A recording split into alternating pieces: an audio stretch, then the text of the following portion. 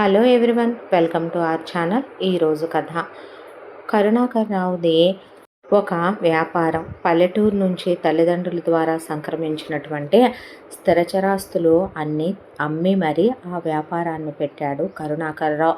ఆ తర్వాత 3 సంవత్సరాల పాటు నిద్రాహారాలు మాని ఆయన కళ నెరవేర్చుకొని ఆ వ్యాపారంలో బాగా లాభాలు రావటం మొదలయ్యే మెల్లగా మొదలుపెట్టిన వ్యాపారం అంచెలంచెలుగా ఇంతింతై ఒటుడింతై అన్నట్టు వ్యాపారం బాగా పెరిగిపోవటం, మహావృక్షంలాగా అయిపోవటంతో కుప్పలు తిప్పలుగా కోట్ల రూపాయల్లోనే లాభాలు రావటం మొదలైందే. ఆ తర్వాత అప్పటి వరకు చిన్న అద్దె ఇంట్లో ఉండే వీళ్ళు కరుణాకర్ రావుకి లక్ష్మి అనే అమ్మాయితో వివాహం జరిగింది. లక్ష్మి చాలా చాలా మంచిదే. అమ్మా నాన్నలకి ఒక్కగానొక్క కూతురికి కట్న కానుకలు ఇస్తామని లక్ష్మి తల్లిదండ్రులు అన్నా వద్దు, కాదు, కూడదు అనే కరుణాకర్రావు తల్లిదండ్రులు అనేసరికి ఉన్నది మొత్తం మా తదనంతరం కూతురుకనే భారీగా కూతురికి బంగారు నగలు అవి పెట్టి పెళ్ళి చాలా గ్రాండ్గా జరిపించారు. కరుణాకర్రావుది లక్ష్మిదే అన్యోన్యమైన దాంపత్యం. భార్య వచ్చిన తర్వాత అత్తమామలు కరుణాకర్రావు కలిసి ఎన్నాళ్ళు సొంత ఇల్లు కట్టించుకోలేదేంటని అనుకోవద్దమ్మా. అందరూ కొడుకు పెళ్ళంటే సొంత ఇల్లు కట్టించుకోవాలని అనుకుంటారు. ఊళ్ళో ఉన్న ఇల్లు అమ్మేశాము, వాడి వ్యాపారం కోసమని పొలాలు స్థలాలు అన్నీ అమ్మి పెడితేనే అది మళ్ళీ తిరిగి బంగారమై వస్తోంది. ఈ రోజున నీకు నచ్చిన ఇల్లు, నువ్వు మెచ్చిన ఇల్లు కట్టిద్దామని ఆగాడమ్మా వాడు అన్న తర్వాత లక్ష్మి మురిసిపోయింది. ఆ తర్వాత ఎవరైనా సిటీ అవుట్కట్స్లోనో లేదంటే గనక వేరేగానో తీసుకుంటారేమో ఇంటి కోసం స్థలం. అలా కాకుండా సెంటర్లో సిటీకి మధ్యలో నడి వీధిలో హైవే పక్కన ఉండేలా చాలా పెద్ద ల్యాండ్ కొన్నాడు కరుణాకర్రావు. ఆ ల్యాండ్లో లక్ష్మి అడిగినట్టుగా చాలా ఖరీదైనటువంటి వుడ్ పెట్టి దాని మీద నగిషీలు చెక్కించి ప్రత్యేకంగా రాజస్థాన్ నుంచి మార్బుల్ అని, గ్రనైట్ అని, ఆ ఇంట్లో ఉండే షో ల్యాంప్స్ దగ్గర నుంచి ఆ ఇంట్లో ఉండే డెకరేటివ్ పీస్ వరకు, ఆ ఇంట్లో వేసే ఫర్నిచర్ దగ్గర నుంచి గడపకి వేసే పెయింటింగ్ డిజైన్ల వరకు, ఆ ఇంట్లో ఊగే ఉయ్యాల బల్లల దగ్గర నుంచి బాత్రూంలో పెట్టే ట్యాపుల వరకు చాలా స్పెషల్గా దేశ విదేశాల నుంచి చాలా ప్రత్యేకంగా కట్టించుకున్నారు. ఇల్లు పూర్తవటానికే చాలా కాలం పట్టేసిందే. అప్పటి వరకు పిల్లల్ని కనకూడదని కూడా అనుకున్నారు. ఆ ఇల్లు ఎంత అందంగా ఉంటుంది అంటే చుట్టుపక్కల జనాలు కారుల్లో వెళ్ళేవాళ్ళు స్లో చేసి వెళుతూ, బళ్ళ మీద వెళ్ళేవాళ్ళు బస్సుల్లో అలా వెళ్ళేవాళ్ళు ఆగి మరీ చూస్తారు. ఆ ఇంట్లో ఉండే పూల మొక్కల్ని పెట్టే ఫ్లవర్ వాజులే అంత స్పెషల్గా ఉంటాయి. అసలు ఆ ఇంట్లో ఎలా అలా డిజైన్ చేయించుకున్నారా ఇల్లు అన్నంత అద్భుతంగా ఉంటుంది. 16 గదుల ఇల్లు. ఆ 16 గదుల్లో ఇక పెద్దది ఒకటి పూజ గది, పోను 15 గదులు వచ్చాయి. అసలు ఇల్లు ఎంత అందంగా ఉంటుందంటే చాలా పెద్ద హాలు, 2 అంతస్తుల బిల్డింగు, చాలా పెద్ద స్పేషియస్గా ఉండే కిచెను, అందమైన స్విమ్మింగ్ పూల్ కింద ఒకటి పైన ఒకటి, ఈ 16 గదులు కాక థియేటర్ రూము, అది కాక జిమ్ రూము, అంత స్పెషల్గా పెట్టి కట్టించుకున్న ఆ ఇంటి పేరు ఇంద్రభవనం అని పెట్టుకున్నారు. ఆ ఇంద్రభవనంలో కార్లు, నౌకర్లు, చాకర్లు, తోటమాలి, ఇంట్లో పనివాళ్ళు, లక్ష్మి నిజంగా మహాలక్ష్మిలాగానే ఇంట్లో తిరుగుతూ ఉండేదే. ఆ తర్వాత కరుణాకర్రావుకి లక్ష్మికి ముందుగా 2 కొడుకులు పుట్టాక కూతుళ్ళు ఉండాలి అనే దాంతో లక్ష్మి 2 కూతుళ్ళని కూడా కంది. వెరసి 4 పిల్లలయ్యారు. రేపొద్దున వీళ్ళని ప్రయోజకులను చేస్తే చాలే అని అనుకుంటూ ఉండగా లక్ష్మికి చిన్న హెల్త్ ఇష్యూ వచ్చి పిల్లలు లేకుండా ఆపరేషన్ చేయటం ఆగిందే. ఆఖరి కూతురు పుట్టిన తర్వాత 5 ఏళ్లకే లక్ష్మి ఆపరేషన్ చేయించుకుందాం అనుకొని ఇదిగో అదిగో అనుకుంటూ ఉండగానే మళ్ళీ ప్రెగ్నెంట్ అయ్యి లక్ష్మికి ఒక కొడుకు పుట్టాడు. వెరసి ముందు 2 కొడుకులు, తర్వాత 2 కూతుళ్ళు, తర్వాత ఆఖరి కొడుకు అంటే అమ్మా నాన్నలిద్దరికీ చివరన పుట్టాడు చిన్నోడు అనే దాంతో చాలా గారాబం, చాలా ముద్దు చేసేవాళ్ళు. అమ్మమ్మ తాతయ్య, నానమ్మ తాతయ్యలకు కూడా లక్ష్మి ఆఖరి కొడుకు ప్రదీప్ అంటే ఎంతో ఇష్టం. ఇక కరుణాకర్రావుకి లక్ష్మికి ప్రత్యేకంగా కరుణాకర్రావుకి పెద్ద కొడుకులు 2 అంటే కాస్త మక్కువ ఎక్కువ. లక్ష్మికి కూతుళ్ళిద్దరూ పరాయింటికి వెళ్ళిపోతారు రేపు ఆడపిల్లలు పెళ్ళయ్యాక అనే దాంతో పుట్టింట్లో ఉన్నప్పుడు ఆడపిల్లల్ని సంతోషంగా చూసుకోవాలి. అదే కాక కోరి కన్నాననే దాంతో ఆ మిగతా ఇద్దరు కూతుళ్ళన్నా ఆవిడకి చాలా ఇష్టం. వెరసి అమ్మా నాన్నలకి నలుగురన్నా ఇష్టం, ప్రత్యేకంగా అందరికీ ఆఖరబ్బాయి అంటే అమితమైన ఇష్టం. ఇలా కాలచక్ర ప్రవాహంలో రోజులు గడిచిపోతూ కరుణాకర్రావు తల్లిదండ్రులతో పాటు లక్ష్మి తల్లిదండ్రులు కూడా అల్లుడైనా కొడుకైనా కరుణాకర్రావే, పైగా ఆయన చాలా మంచోడు అనే దాంతో వాళ్ళకి ఆరోగ్యం బాగోనప్పుడు ఇక కూతురు దగ్గరికి చేరుకొని కూతురు చేతిలోనే కన్ను మూశారు. కోడలైనా కూతురైనా లక్ష్మి దేవతలా చూసుకుంది కరుణాకర్రావు తల్లిదండ్రులు. కోడలు కొడుకు చేతి మీదుగా కాలం చేసి అత్తమావులకి తల్లిదండ్రులకు కూడా ఆయనే తలకొరుగులు పెట్టి అంత్యక్రియలు దినదవస కార్యక్రమాలు మాసికాల దగ్గర నుంచి ఆర్థికాల వరకు ఏది తక్కువ కానివ్వకుండా చూశాడు కరుణాకర్రావు. వాళ్ళు ఉన్నన్నాళ్ళు ఏసీ గదుల్లోనే ఉంచాడా, పని వాళ్ళతోనే చూయించాడా, వాళ్ళతో రోజు సమయాన్ని గడిపి భార్యాభర్త వాళ్ళని గుళ్ళు గోపురాలకి షాపింగులకి తీర్థయాత్రలకి తిప్పారా. చాలా బాగా చూసుకున్నారు లక్ష్మి తల్లిదండ్రుల్ని, కరుణాకర్రావు తల్లిదండ్రుల్ని. ఆ తర్వాత వాళ్ళు కాస్త పోతూ పోతూ లక్ష్మికి వాళ్ళ పేరు మీద ఉన్న ఆస్తి అంతా రాస్తే నాకెందుకని ఆవిడ అది కూడా కరుణాకర్రావుకే ఇచ్చేసి మీరు వ్యాపారంలో పెట్టేయండి అని చెప్తే ఆ డబ్బులు పెట్టి ఆయన కొన్ని షేర్లు తీసుకున్నాడు. లక్ష్మి పేరు మీద ఉంటాయిలే ఉంచు అని చెప్పి లక్ష్మి పేరిట ఆ షేర్లు రిజిస్టర్ చేయించాడు అత్తారింటి వాళ్ళు ఇచ్చిన డబ్బులతో. ఇక కరుణాకర్రావు వ్యాపారం చూసుకోవటంలో బిజీగా ఉంటే లక్ష్మి కొడుకుల్ని కోడళ్ళని చూసుకోవటంలో, ఇల్లు చూసుకోవటంలో, అజమాయిషీ చేయటంలో బిజీ అయిపోయింది. లక్ష్మి రోజు 3 రకాల పట్టు చీరలు కట్టుద్ది. పూజ చేసేటప్పుడు ఒకటి, పూజ అయిన తర్వాత ఒకటి, సాయంత్రం ఒకటే. ఒళ్ళంతా నగలు, బొడ్లో బంగారు తాళాలు గుత్తి పెట్టుకొని ఇల్లంతా అలా తిరుగుతూ పని వాళ్ళతో పనులు చేస్తూ ఉంటే కళకళలాడిపోతూ ఉంటుంది. రోజు వచ్చేపోయే చుట్టాలు, బంధువులు, స్నేహితులు విస్తర్లు లేస్తూ ఉంటాయి. వంట వాళ్ళు వంట చేస్తూ ఉంటారు, ఇంట్లో పని వాళ్ళు తిరుగుతూ ఉంటారు, డ్రైవర్లు తిరుగుతూ ఉంటారు. ఇంటి ముందు కొత్త కొత్త కార్లు వస్తూ ఉంటే కరుణాకర్రావు వేళ్ల నిండా ఉంగరాలు, మెళ్ళో గొలుసులు, అసలు వాళ్ళ దర్జాకి తగినట్టుగా ఉంటాడు. ఖరీదైనటువంటి వస్తువులు వాడుతూ ఉంటారు. 3 పెళ్ళాం వరల్డ్ ట్రిప్కి వెళ్ళొచ్చారు. 3 పెళ్ళాం చూడాల్సిన విదేశాల్లో దేశ విదేశాల ప్లేసులన్నీ వాళ్ళ పెద్దవాళ్ళు ఉన్నప్పుడే, పిల్లలు చిన్నప్పుడే వెళ్ళి చూసేసి వచ్చారు. ఖరీదైన బట్టలు, ఖరీదైన పర్ఫ్యూములు అవన్నీ వాడుతూ ఉంటారు వాళ్ళ హోదాకి స్థాయికి తగినట్టే. లక్ష్మి పెంపకంలో 2 కొడుకులు కూతుళ్ళు, ఆఖరి కొడుకైతే ఇక చెప్పక్కర్లేదు. అమ్మా నాన్నలుగా వీళ్ళు పిల్లల్ని మంచిగా పెంచాలి, మంచి బుద్ధులు నేర్పాలి అని పెంచుకుంటూ వస్తుంటే చాలా ఖరీదైన లక్షల రూపాయలు కట్టే స్కూళ్ళల్లో వేసి చదివించడం మొదలుపెట్టారు. పిల్లలు అప్పటికప్పుడు ఏ బ్రాండ్ వస్తే ఆ బ్రాండ్ కారుల్లో వెళ్ళేవాళ్ళు స్కూళ్ళకే. ఖరీదైనటువంటి లగ్జరీస్ లైఫ్ అనుభవించేలా పెంచింది లక్ష్మి. ఆ తర్వాత కాలచక్ర ప్రవాహంలో రోజులు గడిచిపోతూ పెద్ద కొడుకులు ముందు ఇద్దరివి ఒకళ్ళ తర్వాత ఒకళ్ళే చదువులు అయిపోయినాయి. అయిపోయిన తర్వాత ఇద్దరు చెరొక అమ్మాయిని ప్రేమించామని తీసుకొచ్చారు. అంతా దాంట్లో కొడుకులు చూసుకుంది ఏంటంటే తీసుకొచ్చిన కోడళ్ళు వీళ్ళ కులం వాళ్లే. అమ్మా నాన్నలు కాదంటానికి రీజన్ లేదు. పైగా అమ్మాయిలు చూడటానికి అందంగా ఉన్నారు, చదువుకున్నారు, మంచి ఫ్యామిలీ బ్యాక్గ్రౌండ్ల నుంచి వచ్చారు.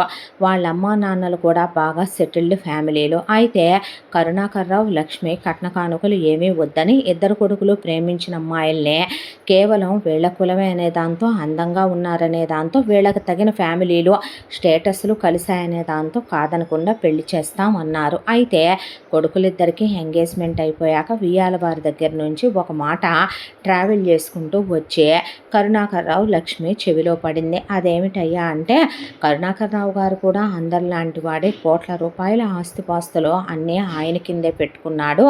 ఇవాళ రేపు కొడుకులకి పెళ్ళిళ్ళు అయిపోతుంటే అమ్మా నాన్నలు చాలా వరకు పిల్లల పేరు మీద ఇంతని ఆస్తిలో వాటాను షేరు పెట్టేస్తున్నారు.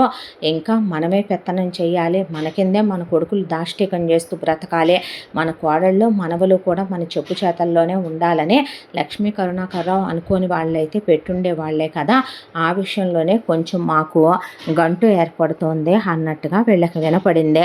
దాంతో మనం రూపాయి కట్న కానుకలు అడగలేదు కదండి అని లక్ష్మి అన్న, మనం అడగకపోవటం మన సంస్కారం. వాళ్ళు 10 మంది దగ్గర అంటాం, వాళ్ళ ఆలోచన ధోరణికి వదిలేయాలి అనే దాంతో కరుణాకర్రావు పెద్ద కొడుకు పేరు మీద 25 కోట్లు, రెండో కొడుకు పేరు మీద 25 కోట్ల రూపాయలు ఇద్దరికి బ్యాంకులో ఫిక్స్డ్లో వేసి డబ్బులు పాడు చేసుకోవద్దు, విలువెరిగి ఖర్చు పెడితే రూపాయే రేపు మన్నే అవసరానికి ఆదుకుంటుంది, రూపాయిని మనం ఎప్పుడైతే కనుక హీనం చేస్తామో అది మన చేయి దాటి వెళ్ళిపోద్ది అని వాళ్ళకే అప్పగించి కొడుకులిద్దరికీ వాళ్ళు అడిగిన బ్రాండెడ్ కార్లు ఒక్కొక్కళ్ళు ₹1,00,00,000 పైన ఖరీదైన కార్లే అడిగితే అవి కొనిపెట్టి ఇద్దరికి చాలా ఖరీదైన పాష్ ఏరియాలో చెరొక విల్లా కొనిపెట్టాడు. ఆ తర్వాత అది 4 ఫ్లోర్లు ఉన్న విల్లాలు కొన్నాడు కొడుకులిద్దరికే. కొన్నాక ఇద్దరికి 2 ల్యాండ్లు పెట్టాడు. పెట్టిన తర్వాత లక్ష్మితో కోడళ్ళకి ఎంత నగలు పెడుతున్నావు అంటే 200 తులాలు ఒక్కొక్కళ్ళకి పెడదాం అనుకుంటున్నానండి. అలా వద్దులే, చాలా బంగారం ఇంట్లో ఉంది కదా లక్ష్మి, నీ పుట్టింటి వాళ్ళు పెట్టిందే, అమ్మ వాళ్ళు చేయించిందే, అవన్నీ చాలా ఉన్నాయి కాబట్టి అవి పక్కన పెట్టేసి ఒక్కొక్క కోడలికి 500 తులాలు తీసుకో, అవి కాక చెరొక డైమండ్ సెట్టు తీసుకో, నా వెండి ఉందండి అది సర్దన ఏమీ అక్కర్లేదు, ఎందుకో వాళ్ళకి కావలసిన ఏ డిజైన్లు అయితే అడుగుతారో చెరొక 20-25 కేజీల్లో తీసేసుకోమని చెప్పు వెండి అన్నాడు. అక్కడికి కొడుకులిద్దరికీ పెట్టాల్సింది పెట్టి కోడళ్ళు ఇళ్లకు వచ్చేశారు. కొడుకుల్ని ఆయన రెండ్రా వ్యాపారానికి ఒక్కడనే చూసుకోవాలంటే ఇబ్బంది అవుతుందంటే, నీలా మేము రిస్కులు తీసుకోలేము డాడీ, మా వల్ల కాదు, మాకు మేము చదివినటువంటి చదువులకి మేము చదివినటువంటి కాలేజీలకి మాకు సాఫ్ట్వేర్ ఉద్యోగాలే కరెక్ట్, మాకు 9 to 5 జాబులే కరెక్ట్, మాకు సాటర్డే సండే హాలిడే కరెక్ట్లే, కానీ అదేదో నువ్వే పడినాన్నా అనేసారు కొడుకులు. కొడుకులకి లైఫ్ ఎంజాయ్ చేయాలని ఉంటుంది, లగ్జరీగా అనుభవించాలని ఉంటుంది. దాంతోనే వాళ్ళు రెస్పాన్సిబిలిటీస్ తీసుకొని టెన్షన్స్ తీసుకొని బాధ్యతలన్నీ తీసుకొని వాళ్ళ నాన్న బరువులన్నీ నెత్తి మీద వేసుకొని వాళ్ళేమి వ్యాపారాలు చూసుకోవాలి అనుకోలేదు. అంతా దాంట్లో కొడుకులకి వెళ్ళాలి కొని అంతాస్తులు పెట్టినా ఇంత పెద్ద ఇంట్లో నుంచి కొడుకులు వేరు వెళతామని అనలేదు, వీళ్ళు కొడుకుల్ని వేరు కాపురం పెట్టుకోమనమని అనలేదు. సో వీళ్ళంతా కలిపి కంబైన్డ్ ఫ్యామిలీగానే ఉంటూ కొడుకులకు కట్టించిన విల్లాలు అద్దెకిచ్చుకొని స్థలాలు లీజుకిచ్చుకొని డబ్బులు బ్యాంకుల్లో జాగ్రత్త చేసుకొని కోడళ్ళకు పెట్టిన బంగారాలు లాకర్లో పెట్టుకొని కోడళ్ళు కూడా వచ్చాక మాకు కార్లు కొనివ్వండి మావయ్య అని వాళ్ళకి నచ్చిన బ్రాండ్లు అడిగి కొనిచ్చుకొని కోడళ్ళు హౌస్ వైఫ్లే. వాళ్ళకి నచ్చినట్టు కోడళ్ళు సినిమాలు షికార్లకి షాపింగులకి పుట్టిళ్ళకి ఫ్రెండ్స్ దగ్గరికి చుట్టాలిళ్ళకి తిరుగుతూ ఉంటారు. పేరుకి లక్ష్మి 500 తులాల బంగారం పెట్టిందన్న మాటే కానీ డైమండ్ సెట్ పెట్టిందనే కానీ బయటికి వెళ్ళినప్పుడల్లా వాళ్ళకి నచ్చినవి కొనుక్కొని బిల్లు మా మామగారు ఇచ్చేస్తారు, వెళ్ళి తీసుకోమని చెప్తారు కోడళ్ళు. అలా వాళ్ళు ఎంతో వెనకేసుకొచ్చుకోవడం బంగారం లక్ష్మి అసలు ఏమీ అనదు, వాళ్ళకి నచ్చింది నచ్చినట్టు కొనుక్కుంటున్నారనే. ఇంట్లో కోడళ్ళు చేసే పనే ఉండదు, ఇంట్లో వంటోళ్ళు ఉంటారు, పనోళ్ళు ఉంటారు, సెంట్రలైజ్ చేసి ఇల్లు మొగుళ్ళు వాళ్ళు చెప్పినట్టు తింటారు. ఎప్పుడు చూసినా కోడళ్ళు కొడుకుల్ని తీసుకొని ఫారిన్ ట్రిప్పులకు వెళ్ళటము, పార్టీలకు వెళ్ళటము, పబ్బులకు వెళ్ళటము, సినిమాలకు వెళ్ళటము, డిన్నర్లకు వెళ్ళటము, ఎంజాయ్మెంట్లో ఉంటారు. ఆ తర్వాత పెద్ద కొడుక్కి రెండో కొడుక్కి ఇద్దరికి పెళ్ళాలు కడుపుతూ ఉన్నారని గుడ్ న్యూస్లు చెప్పారు. భారీగా చాలా ఖరీదైనటువంటి సేమంతాలు, వాటిల్లో కోడళ్ళకు పెట్టాల్సిన నగలు. ఆ తర్వాత పెద్ద కొడుక్కి ఒక కొడుకు, రెండో కొడుకు ఒక కొడుకు పుట్టడం, పుట్టిన పిల్లలకు బంగారం చేయించడం, ఒక్కొక్కళ్ళ పేరు మీద కోటి ఫిక్స్డ్లో వేయటం. ఆ తర్వాత మళ్ళీ రెండోసారి కోడళ్ళు కడుపుతూ ఉండే మళ్ళీ సీమంతాలు చేయించి ఆ తర్వాత ఖరీదైన హాస్పిటల్లో వెళ్ళే పురులు పోసుకున్నారు. ఆ తర్వాత ఇద్దరికి పాపలు పుట్టారు. పుట్టిన పిల్లలకి మొత్తం కోడళ్ళ ఆదితోనే వాళ్ళు బంగారు నగలన్నీ చెరువు సెట్టు చేయించి పక్కన పెట్టుకున్నారు. ఆ తర్వాత ఆ పుట్టిన పాపలిద్దరికి చెరొక 2 కోట్లు చొప్పున ఫిక్స్డ్లో వేయించారు కరుణాకర్ రావుతో.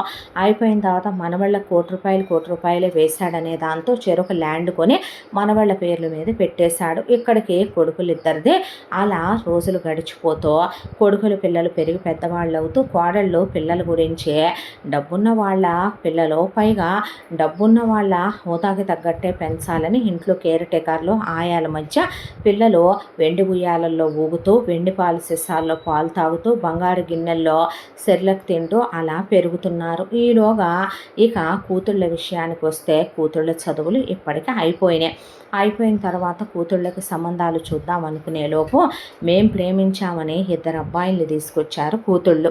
అల్లుళ్ళు సెటిల్డ్ ఫ్యామిలీలు, అల్లుళ్ళై కూడా సాఫ్ట్వేర్ ఉద్యోగాలు. కూతుళ్ళు కోడళ్ళలాగానే ఇంట్లో ఉండే కూతుళ్ళే. కాకపోతే అల్లుళ్ళకి కూతుళ్ళకి వివాహం ఫిక్స్ చేసుకోకముందే కూతుళ్ళు ఒక్కటే మాట చెప్పారు, మా మొగుళ్ళకి ఇదే ఊళ్ళో ఉద్యోగాలు, మేము ఇక్కడే ఉండిపోతాము, మా మొగుళ్ళతో పాటు మేము మా మొగుళ్ళు ఇల్లరికం వస్తామన్నారు. వాళ్ళేమీ తప్పు పట్టుకోవట్లేదు, మన ఇంట్లో కలిసిపోదాం అనుకుంటున్నారు మన ఫ్యామిలీతో. వాళ్ళ అమ్మా నాన్నలు కూడా యాక్సెప్ట్ చేశారు. వాళ్ళ ప్రాపర్టీ షేర్ ఏదో వాళ్ళకి వాళ్ళ అమ్మా నాన్నలు పెళ్లిలోనే పెట్టేస్తామని చెప్పారు అని కూతుళ్ళు ముందే చెప్పారు. ఆ తర్వాత అల్లుళ్ళ వాళ్ళ అమ్మా నాన్నలు కూడా ఉంచేసుకోమని అల్లుళ్ళని వీళ్ళకే అప్పచెప్పేసి కూతుళ్ళకి అల్లుళ్ళకి పెళ్ళిళ్ళు జరిగిపోయాక కోడళ్ళకి ఎంత బంగారం డైమండ్ సెట్లు పెట్టారో, కొడుకులకి ఎలా 25 కోట్ల రూపాయలు ఫిక్స్డ్ డిపాజిట్లు చేశారో, అచ్చు కొడుకులకి కోడళ్ళకి ఏమైతే జరిగినాయో అవన్నీ కూతుళ్ళకు కూడా జరిపించారు కరుణాకర్ రావు లక్ష్మి.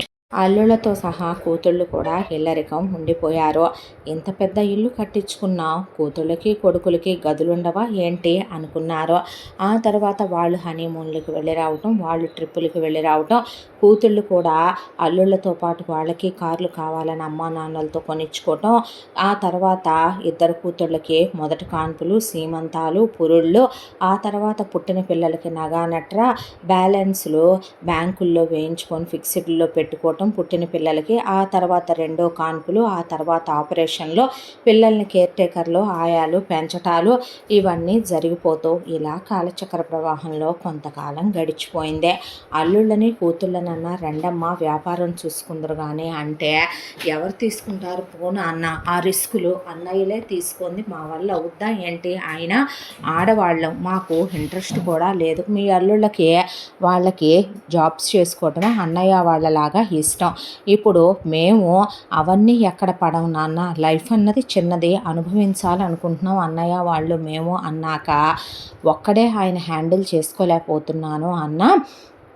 వీళ్ళెవరూ వినిపించుకోలేదు. ఆ తర్వాత ప్రదీప్ది ఇంటర్ అయిపోయి ఇంజనీరింగ్కి వచ్చాడు. ఇంజనీరింగ్కి వచ్చిన తర్వాత కొడుకుని, ఒరేయ్ నాన్న నువ్వు ఉద్యోగాలనే డెసిషన్ తీసుకోమాకరా, నా తర్వాత నువ్వే వ్యాపారం చూసుకోవాలి, నా ఒక్కడి వల్ల కావట్లేదయ్యా, ఒకవైపున మీ అన్నయ్యలు, మీ వదినలు, మీ అక్కలు, మీ బావలు ఎవరికీ ఇంట్రెస్ట్ లేదంట, నువ్వు మాత్రం బిజినెస్సే చూసుకోవాలి, ముందే చెప్తున్నావురా అని అమ్మా నాన్నలు చెప్తే సరేనని నవ్వేశాడు.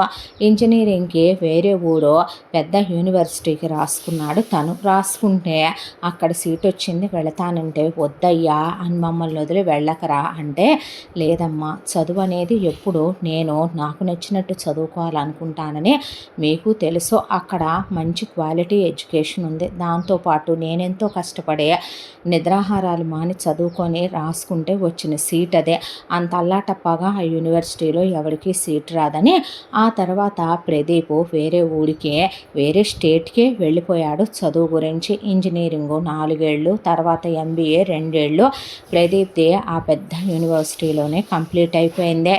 ఆ తర్వాత ఒక రోజున ప్రదీప్ ఒక అమ్మాయిని వెంట పెట్టుకొని చేయి పట్టుకొని ఇంటి దగ్గరకు వచ్చాడు. వచ్చిన తర్వాత ఎవర్రా ఆ అమ్మాయి అని అడిగారు. అమ్మ నాన్నలు ఫ్యామిలీ మొత్తం నుంచున్నారు అక్కడే, అన్నయ్యల అత్తగారు వాళ్ళు, మామగారు వాళ్ళు, బావగారు వాళ్ళ అమ్మ నాన్నలు అందరూ వచ్చారు పండగనే.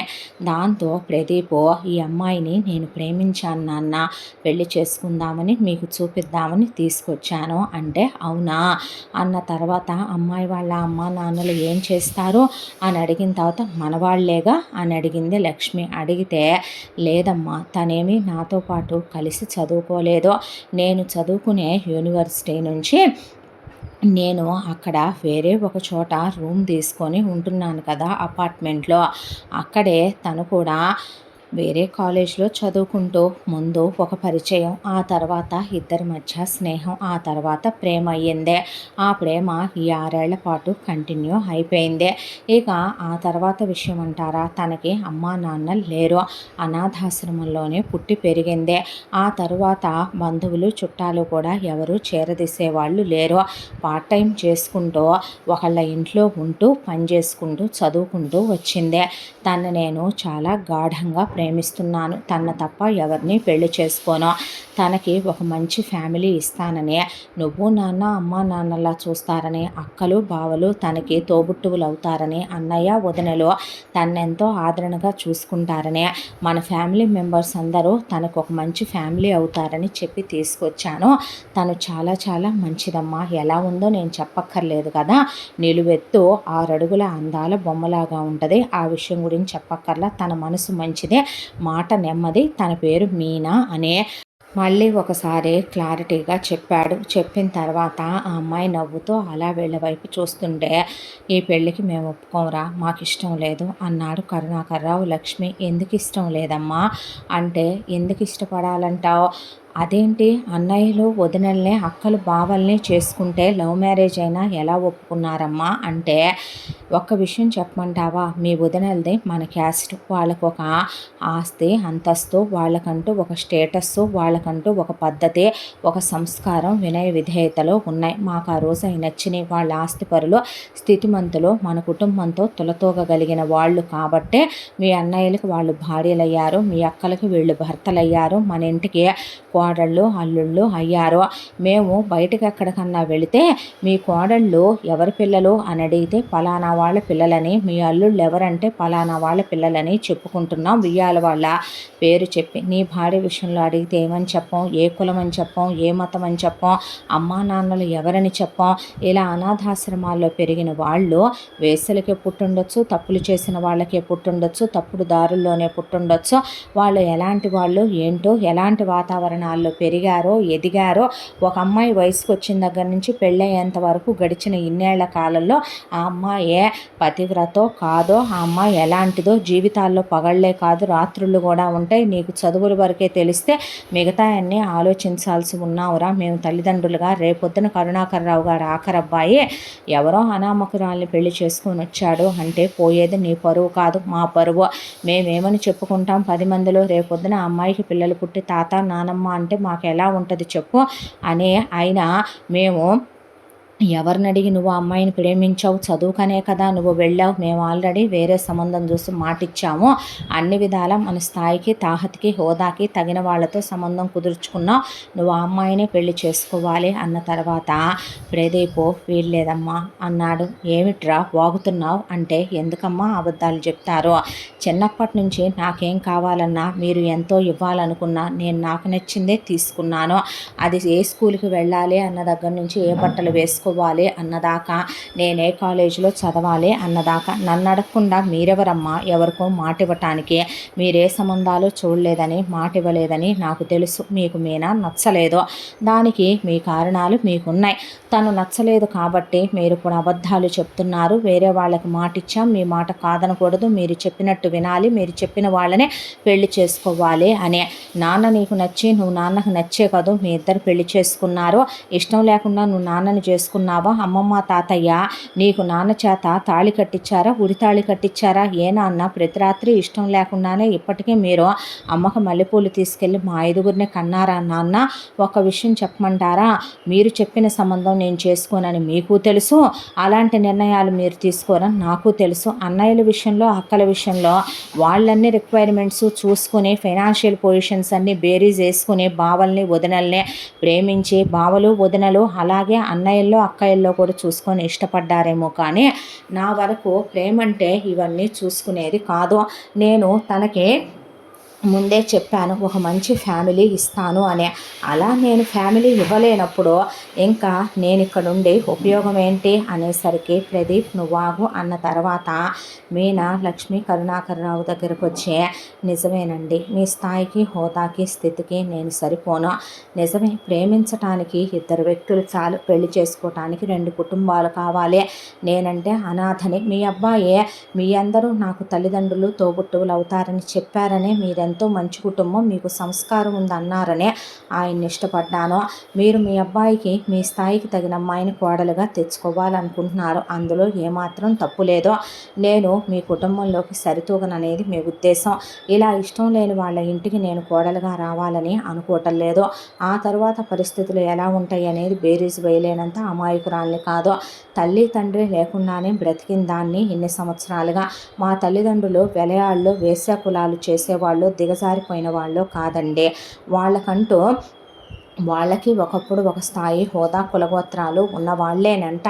కాకపోతే అనుకోకుండా వాళ్ళిద్దరూ ప్రేమ వివాహం చేసుకోవటం, మా తాతలు నానమ్మలు అమ్మమ్మలు తాతయ్యలు వెలివేయటం, ఆ తర్వాత వాళ్ళు వేరే వచ్చి బ్రతకటం, ఆ తర్వాత వాళ్ళు అనుకోకుండా యాక్సిడెంట్లో చనిపోయి నేను అనాథనవటం, నాతో ఎవరు సంబంధ బాంధవ్యాలు లేవు అని నన్ను అనాథాశ్రమంలో వేసి అక్కడ పెరగటం, ఆ తర్వాత నాకు ఒక వయసు వచ్చాక అనాథాశ్రమం వాళ్ళు వెళ్ళి ఫ్రీగా బ్రతకమంటాం. నేనే కష్టపడి పనిచేసుకుంటూ బ్రతికానే కానీ కాని పనులు చేసుకుంటూ ఎప్పుడూ బ్రతకలేదండి. నిజమే, జీవితంలో పగళ్లే కాదు రాత్రుళ్ళు కూడా ఉంటాయి. కానీ నేను ఆ రాత్రుళ్ళు కూడా ఉంది ఒక బామ్మగారు తాతగారితోనే. వాళ్ళకే వండి పెడుతూ సేవ చేసుకుంటూ ఇంటి పని చేసుకుంటూ, వాళ్ళు చదివిస్తే చదువుకునే వాళ్ళకు మనవరాల్లాగా వాళ్ళ పిల్లలు అబ్రాడ్లో ఉంటే ఇన్నేళ్ళు వాళ్ళ దగ్గర ఉన్నానే తప్ప ఎవరి దగ్గరికి వెళ్ళి పమిట జార్చి నేను బ్రతకలేదు. మీకు 2 కూతుళ్ళు ఉన్నారు. ఇక్కడ ఉన్న మీ కోడళ్ళు కూతుళ్ళు మీరు ఆడవాళ్లే. అంత నిష్కర్షగా మీరు ఎవరిని అనకూడదు. మీకు నేను నచ్చలేదని నాకు అర్థమైందే. ఇలాంటి ఇళ్లల్లో నేను ఉండాలని అనుకోవటం లేదండి. మీ అబ్బాయి ఎప్పటికీ మీ అబ్బాయే అని నన్ను మర్చిపోకూడదే. ఎందుకో చెప్పమంటావా? పిల్లకాలువలో నీళ్ళైనా అవి మంచినీళ్ళైతే తాగటానికి అమృతంలా ఒక మనిషి ప్రాణాన్ని బ్రతికిస్తాయి. మహాసముద్రంలో ఉన్న నీళ్ళు కటికి ఉప్పు నీళ్ళు ఎవరి దాహాన్ని తీర్చలేవు. మహాసముద్రం లాంటి మీ కుటుంబంలోకి రావాలంటే నేను మీ సముద్రంలో కలవగలిగిన దాన్ని అయి ఉండాలి. నేను పిల్ల కాలువ లాంటి దాన్నే. నేను కొందరి దాహం తీర్చడానికి పుట్టిన దాన్నే. నేను మళ్ళీ నాలాంటి ఒక తగిన కుటుంబంలోకి వెళ్తేనే కరెక్ట్గా ఉంటుందని వెళ్ళబోతున్నా ఆ అమ్మాయి చెయ్యి ప్రదీప్ గట్టిగా పట్టేసుకున్నాడు. వెళ్ళనివ్వరా? అమ్మాయి వెళతానంటుందే. అహంకారిలాగా ఉంది, గర్విష్ఠిలాగా ఉంది, పొగరుబోద్దాన్లాగా ఉందని అక్కలు బావలు వదినలు అన్నయ్యలు ఉయ్యాల వాళ్ళు మాట్లాడుతూ, ఇలాంటి వాళ్ళని కోడళ్ళగా తెచ్చుకుంటే ఇంకేమైనా ఉందా? ఇంత గర్వపోతూ ఇంత అహంకారి రేపొద్దున అత్తామామలకి ఏం విలువిచ్చుద్ది, ఏం గౌరవం ఇచ్చుద్ది? నిజమే కదా మరి. అనుకోకూడదులే కానీ ఏ కులమో ఏ మతమో ఏ జాతో వాటికి తగ్గట్టుగానే ఉంటాయి వీళ్ళ బలుపులు, వీళ్ళ అహంకారాలు. తినటానికి తిండి లేదు, ఏ కులమో తెలియదు, అమ్మా బాబులు ఎవడో తెలియదు, అనాథకే ఇంత అహంకారం ఉంటే అన్నీ ఉన్న మేమెలా మాట్లాడాలి? అణిగి మణిగి ఒకళ్ళ కాళ్ళ కింద బ్రతకాలే కానీ ధిక్కరించేసి మాట్లాడుతుంటే ఎవరు మాత్రం ఏం మాట్లాడగలుగుతారో? ఇంటి కోడలయ్యే లక్షణం ఆడతనం ఒక్కటి కూడా లేదు. 100 మాటలు అంటారు. అన్నా సరే సరిదిద్దుకొని వెళ్ళిపోయి కాళ్ళ దగ్గర బ్రతకడం అలవాటు చేసుకోవాలే కానీ కాని పనులు చేస్తూ పైగా నోడెత్తి మాట్లాడటం ఒకటే అనేసరికి ఇంక ఆపుతారా అన్నాడు ప్రదీప్. ఏంట్రా ఆపేదే అని కరుణాకర్రావు లక్ష్మి అంటే, వద్దమ్మా, మిమ్మల్ని నిజం చెప్పాలంటే చిన్నప్పటి నుంచి మీకు నేనంటే చాలా ఇష్టం. నాకు మీరంటే అంతే ఇష్టం. మన ఫ్యామిలీకి నేనెంతో విలువిస్తాను, గౌరవం ఇస్తాను. కానీ మీరు అక్కయ్యల్లో అలాగే అన్నయ్యల్లో చూసుకున్నదే నాలో ఇంకెక్కువే చూసుకుంటారు ప్రేమ అనుకున్నాను ఎంతకాలం. మీరు ఒక్కొక్కళ్ళ ఇష్టానికి ఒక్కో రకమైన విలువిస్తారని నేను ఎప్పుడూ అనుకోలేదు. తనతో నాకు జీవితం కనపడుతోంది. రేపు నేను మనసు ఒకళ్ళకి ఇచ్చే శరీరాన్ని ఇంకొకళ్ళకి పంచి నేను పెళ్లి చేసుకున్నా సంతోషంగా ఉండలేను. మీరా తన అన్నప్పుడు నా ఫస్ట్ ప్రయారిటీ తనే. ఎందుకంటేనమ్మా, నేను కాకపోయినా మీకు 4 పిల్లలు ఉన్నారు, 2 కూతుళ్ళు కొడుకులు. మీకు మహా అయితే వాళ్ళిద్దరిలో ఒకళ్ళు తలకొరివి నాన్నకి ఒకళ్ళు నీకు పెట్టడానికి సరిపోతారు. కానీ నా విషయంలో తనకి నేను తప్ప ఎవరూ లేరు. నేను తనకి ప్రామిస్ చేశాను, ప్రేమించిన రోజే నీ చెయ్యి పట్టుకుంటే చావులో కూడా వదలను అనే. నిజమేనమ్మా, తన అనాథే, తనకెవరూ లేరు. తన ఏ కులమో ఏ గోత్రమో ఎవరికీ తెలియదు. ఏ మనిషికైనా తను పుట్టిన తర్వాత అమ్మా నాన్నలు పక్కనే ఉండి, ఇతను మీ నాన్న, ఈవిడ మీ అమ్మ, ఇది మన కులం, ఇది మన ఆస్తి, ఇది మన అంతస్తు, ఇది మన స్తోమత అని చెప్తేనే తెలుస్తుంది. దానికి తెలియటానికి కారణమే తల్లిదండ్రులు. తనకు ఇలా చెప్పే తల్లిదండ్రులు చిన్నతనంలో పోయారు. అయినా కులానికి కాదు గుణానికి విలువివ్వాలి. తన గుణం ఏంటో నాకు బాగా తెలుసు. తనకి నేను కుటుంబాన్ని ఇవ్వాలనుకుని ఈ కుటుంబంలోకి తనను మీరు ఆహ్వానించలేనప్పుడు తను ఉండటానికి ఇష్టపడట్లేదని నేను అనను. ఎందుకంటే తన మనసు ఏంటో నాకు తెలుసు. తను ఎంత గొప్పదో కూడా తెలుసు. అలాంటి అమ్మాయిని వదిలేసుకుంటే మళ్ళీ నాకు అలాంటి ఇంకొక గొప్ప మనసున్న అమ్మాయి దొరకదు. వెళ్ళిపోతున్నాను నేను ఇంట్లో నుంచి. బహుశా ఈ బ్యాగ్లో ఉన్న బట్టలన్నీ మీరు నాకు ఇప్పించినయ్యే. ఈ బట్టలు కూడా ఇక్కడే వదిలేస్తున్నాను.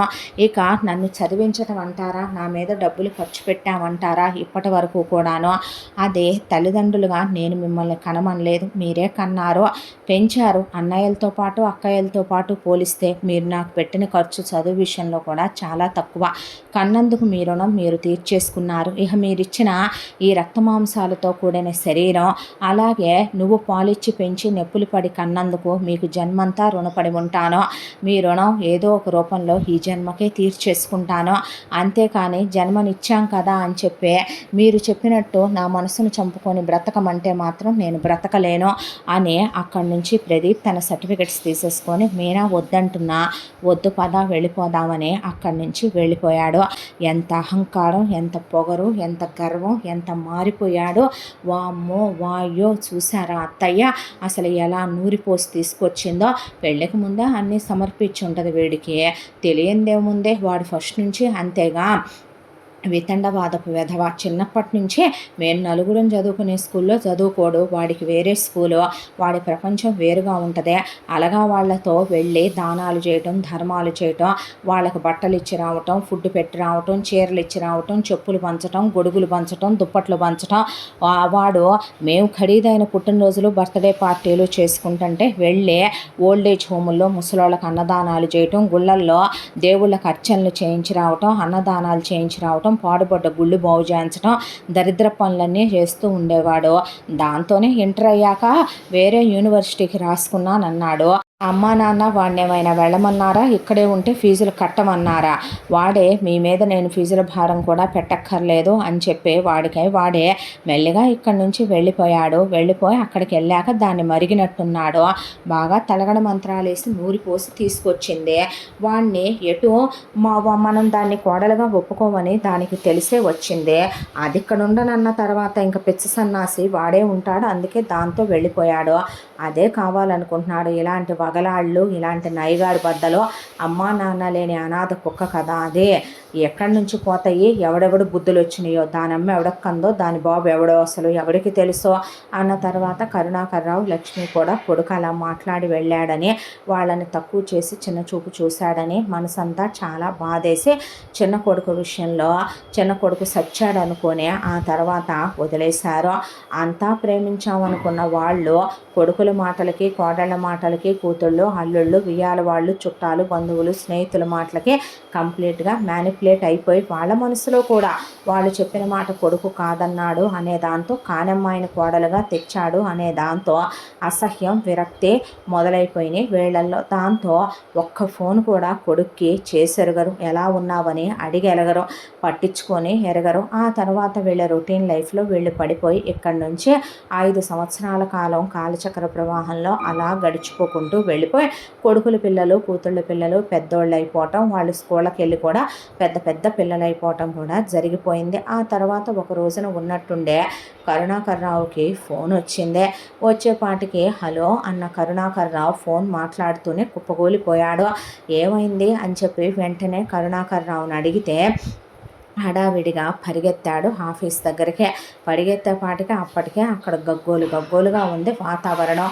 గగ్గోలుగా వాతావరణం ఉన్నాక ఇలా కరుణాకర్రావు పడిపోయాడని లక్ష్మి వెనకాలే ఫ్యామిలీ మొత్తం కూడా ఆఫీస్ దగ్గరికి వెళ్ళేపాటికి వెరసి అక్కడ విషయం జరిగింది ఏంటంటే, కరుణాకర్రావు ఆఫీస్లో ఉండేటటువంటి ఒక గుమాస్తా కరుణాకర్రావు దగ్గర ఉన్న షేర్స్ డీటెయిల్స్, కరుణాకర్రావు దగ్గర ఉన్న వ్యాపారం గురించి, వీళ్ళు వేసిన టెండర్ల సీక్రెట్ల గురించి మొత్తం వేరే వాళ్ళకి లీక్ చేసి వాటి ప్రూఫ్లన్నీ కూడా వాళ్ళకి ఇచ్చేయటం వల్ల వాళ్ళు చాలా తెలివిగా వీళ్ళకి రావాల్సిన టెండర్లన్నీ వాళ్ళకు వచ్చేలా చేసేసుకొని వాళ్ళు వీళ్ళ మీద చాలా పుకార్లు పుట్టించే వీళ్ళ షేర్లన్నీ కూడా మార్కెట్లో డౌన్ అయిపోయేలాగా చేశారు వాళ్ళు. దాంతో వెరసి కరుణాకర్ రావుకి అప్పటి వరకు కూడా షేర్ హోల్డర్స్గా ఉన్నవాళ్ళైతేనేమి, బోర్డ్ ఆఫ్ డైరెక్టర్లుగా ఉన్నోళ్ళైతేనేమి, అప్పులు ఇచ్చిన వాళ్ళైతేనేమి, బ్యాంకుల ద్వారా రుణాలు ఇచ్చిన బ్యాంకులైతేనేమి, చాలామంది పెట్టుబడి పెట్టిన పెట్టుబడిదారులు అయితేనేమి అందరూ ఒకసారి దండెత్తొచ్చే మీద పడిపోయారు. ఎవరైనా పరిస్థితి బాగుంది అన్నప్పుడు ఒకళ్ళకి నలుగురు వచ్చి మేమని పెట్టుబడులు పెడతారు. కానీ వ్యాపారం ఎప్పుడైతే కుదేలవుద్దో అందరూ ఒకేసారి డబ్బులు కావాలని మెళ్ళ మీద కత్తులు పెట్టి కూర్చుంటారు. దాంతో అక్కడికక్కడే కరుణాకర్ రావు డెసిషన్ తీసుకోవాల్సి వచ్చింది. మొత్తం తెగనమ్మే కట్టేయాల్సి వచ్చింది. దాంతో బ్యాంకులో ఉన్న రూపాయి చెల్లి గవ్వతో సహా మొత్తం డబ్బులు ఊడ్చేసే వాళ్ళందరికీ అనా పైసలతో సహా కట్టి వ్యాపారం మొత్తం మూతపడిపోయింది. ఆ తర్వాత కరుణాకర్ రావు దిగులుతో మనిషి ఇంటికి రావాల్సి వచ్చింది. ఇంటికి వచ్చి అలా కూర్చున్నాడో లేదో ఇంకా ఇవ్వాల్సిన చిన్న చిన్న అప్పులు వాళ్ళందరూ వచ్చి పడ్డారు.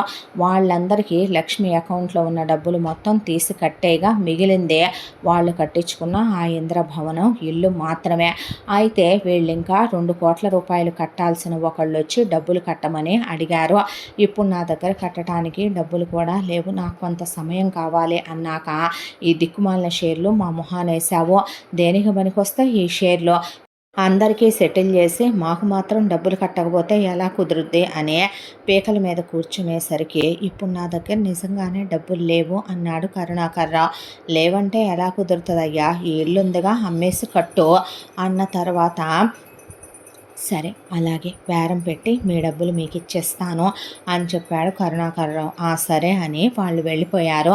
వెళ్ళిపోయిన తర్వాత కరుణాకర్ రావు దగ్గరికి కొడుకులు, కోడళ్ళు, అల్లుళ్ళు, కూతుళ్ళు వచ్చి అసలు అలా ఎలా చూసుకోలేదు నాన్న, బుద్ధి జ్ఞానం ఉండాలి, వయసు రాగానే సరిపోయిందా, ఇంకిత జ్ఞానం ఉండొద్దా, వ్యాపారం చేస్తున్నాను, పెద్ద మగాడిని నేను, పెద్ద తోపు తురుము అని చెప్పి వెళ్ళావు, అలా గుమస్తాగాడిని ఎలా నమ్మేశావు, ఇంపార్టెంట్ టెండర్ సీక్రెట్లన్నీ వాడికి ఎలా తెలిసినాయి, అసలు అంత వ్యాపారం చూసుకోలేనంత ఏమి ఒరగబెడుతున్నావు నువ్వు, అంత బిజీగా ఉంటున్నావా ఏంటంట, నీకున్న వెలగబెట్టే రాచకార్యాలు, వ్యాపారం చూసుకొని 4 రూపాయలు వెనకేసుకోవటం చేత కాదు, కానీ ఉన్నాయి మొత్తం తెగనమ్మి ఈ కొంప ఒకటి మిగిల్చి ఇప్పుడు ఈ కొంప కూడా అమ్మటానికి నిర్ణయించుకున్నారంటే ఏమనాలి అసలు మిమ్మల్ని అనేపాటికి ఆయన ఎవరూ కావాలని ఏది చెయ్యరు కదరా, ఇలా జరుగుద్దని నాకు తెలుసా అనేసరికి లక్ష్మికి కళ్ళల్లో నీళ్లు తిరిగిపోయినాయి. ఆయన అసలే అంత బాధలో ఉండి ఆస్తంతా పోయింది, అవమానాల పాలే నానా మాటలు పడాల్సి వచ్చింది నలుగురితో, పైగా వ్యాపారంలో నష్టం వచ్చిందని నాన్న బాధపడుతుంటే మీ అందరూ అలా మాట్లాడతారేంట్రా అంటే నోరు ముయ్యమ్మ, బుద్ధుండాలి నీకు కూడా, సిగ్గు లేకుండా ఆయన్ని వెనకేసుకొస్తావో ఏంటమ్మా, ఒక తండ్రిగా ఆయన మాకు ఏం చేశాడు అసలు, ఏం మాటలు రావే, ఏం మాట్లాడుతున్నారమ్మా మీరు, మీ నాన్నగారు మీకేమి ఇవ్వలేదే, మీకు 25 కోట్ల రూపాయలు డబ్బులు ఇవ్వలేదా, బోల్డంత బంగారాలు చేయించలేదా, మీ పిల్లల లైఫ్కి సెక్యూరిటీగా స్థలాలు, డబ్బులు, బంగారాలు చేయించి ఇవ్వలేదా, మీకోసం విల్లాలు కొనలేదా, కార్లు కొనలేదా, స్థలాలు కొనలేదా, మీకోసమని మ్యూచువల్స్లో సేవింగ్స్లో వేసి డబ్బులు ఇవ్వలేదా, అసలు ఆయన ఏమి ఇవ్వలేదురా మీకు, ఒక్కొక్కళ్ళకి ఆయన పెట్టింది ఎలా లేదన్నా 70 కోట్ల రూపాయల దాకా అప్పచెప్పాడు, ఇంకా ఎందుకు అలా మాట్లాడతారు, పొలాలు కావాలనే మొన్న పండక్కే కదనా తలా ఒక 25 ఎకరాలు పొలాలు కూడా కొనిచ్చుకున్నారు, ఇంకా ఎందుకు అలా మాట్లాడతారు, తండ్రికి బాధ వచ్చిందంటే తోడుగా ఉండాల్సిన పిల్లలేనా మీరు, మీ వాడికి మీరు కొడుకులుగా వెళ్ళండ్రా వ్యాపారానికి అని నేనంటే ఆయన రండయ్యా అంటే మా పిల్లలతో మేము ఎంజాయ్ చేయాలి, లైఫ్ అంటే ఒక్కటే, మేము రిస్కులు తీసుకోలేము, మా వల్ల కాదని మీరు వెళ్ళారేమిట్రా బాధ్యతలు పంచుకోవటానికి, పోనీ అల్లుళ్ళు కూతుళ్ళు ఏమైనా వెళ్ళారా, వాడు చూస్తేనేమో ఒక అమ్మాయిని ప్రేమించానని తెగదెంపులు చేసుకొని చిన్నోడు వెళ్ళిపోయాడు, అన్నీ ఒక్కడి మీదే వేసుకునే వాడే కదా ఇంతకాలం నుంచి చూసుకుంటూ వస్తుంది, మీ నానమ్మ తాతయ్య అమ్మమ్మ తాతయ్య ఇన్ని కోట్లు ఏమైనా ఆయనకి ఇచ్చారా ఏమిట్రా? ఎంత కొద్ది మొత్తంతో మీ తాత నానమ్మ ఇచ్చిన దాంతో ఆయన వ్యాపారం మొదలుపెట్టి పెళ్లి చేసుకోకుండా రెక్కలు ముక్కలయ్యేలా కష్టపడి ఆ వ్యాపారం డెవలప్ అయ్యాక పెళ్లి చేసుకుని ఆ తర్వాత ఈ ఇల్లు కట్టుకున్న తర్వాత మిమ్మల్ని కనే రూపాయి ఆయన ఏమైనా సంపాదించిందంతా ఆయన స్వలాభానికి వాడుకున్నారా ఏమిట్రా? మొత్తం మీకోసం కాదా ఏంటి ఆయన పెట్టిందే? మీకోసం కాదా ఏంటి ఆయన ఆలోచించేది? నోరు ముయ్యమ్మ, ఏంటి ఆయన పెట్టేది మేము తినేదే? పెద్ద వెనకేసుకొస్తున్నావు సిగ్గు లేకుండాను అనేసి చిచ్చే అని కొడుకులు కోడళ్ళు కూతుళ్ళు అల్లుళ్ళు నానా మాటలని లోపలికి వెళ్ళిపోయారు.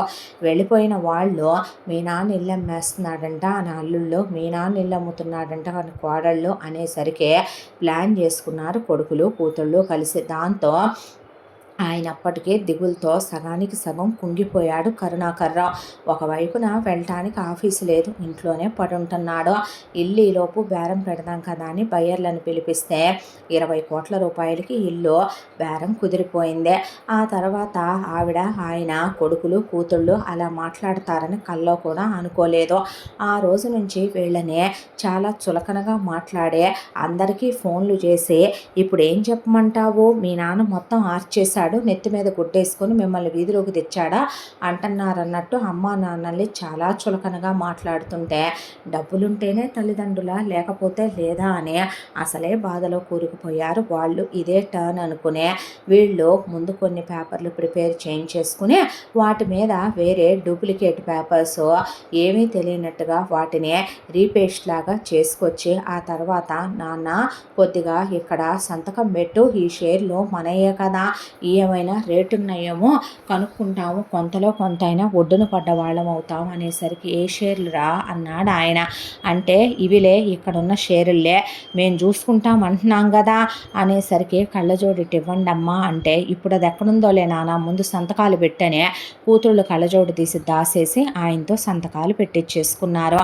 ఆ తర్వాత తెల్లాడేసరికి ఆయన ఇవ్వాల్సిన 2 కోట్ల రూపాయల వాళ్ళు వచ్చి కరుణాకర్రావు ఎప్పుడు ఇస్తావు డబ్బులు, 2 కోట్లు అంటే ఇవ్వటానికి ఆయన ఎవడు తీసుకోవటానికి మీరెవర్రా అనేపాటికి ఒళ్ళు బలిసిందా ఏందే, పిచ్చి పిచ్చిగా వాగుతున్నారు, అప్పులు ఇచ్చిన వాళ్ళనే ఎలా కనపడుతున్నామురా మేము అని అడిగేపాటికి ఎక్కువ తక్కువలు మాట్లాడితే మొహం పగిలిపోద్దే, ఈ ఇల్లు అమ్మి మీ నాన్న డబ్బులు కడతానన్నాడు, మాకంటే అమ్మటానికి ఆయన ఎవరు, కొనటానికి మీరెవరో, డబ్బులు తీసుకోవటానికి మీరెవరో, ఈ ఇల్లు మా పేరు మీద ఉంది, ఆయనది కాదంటే మాది కాదా అనేసరికి అవునానా నీది కాదో, నీకు కాస్తైనా సిగ్గు లజ్జ చీము నెత్తురు మానాభిమానాలు ఉన్నాయా, ఒరే అంటే బాగోదని ఇంకా నాన్న అమ్మ అని మాట్లాడుతున్నావు, ఏ చెప్పుతో కొట్టాలి మీ ఇద్దరినే, ఈ ఇల్లు అమ్మేసి కట్టేస్తావా అప్పులు, పైగా మిగిలిన డబ్బులు ఏం చేస్తారని చెప్పి మేము కూతుళ్ళుగా వీళ్ళు కోడళ్ళుగా అడిగితే మమ్మల్ని ఎవరు చూస్తారో, మేము బ్రతకడానికి కావద్దా అంటావా అమ్మా నువ్వు, 18 కోట్ల రూపాయలు పెట్టి బ్రతికేంత లగ్జరీ లైఫ్లు మీ బతుక్కే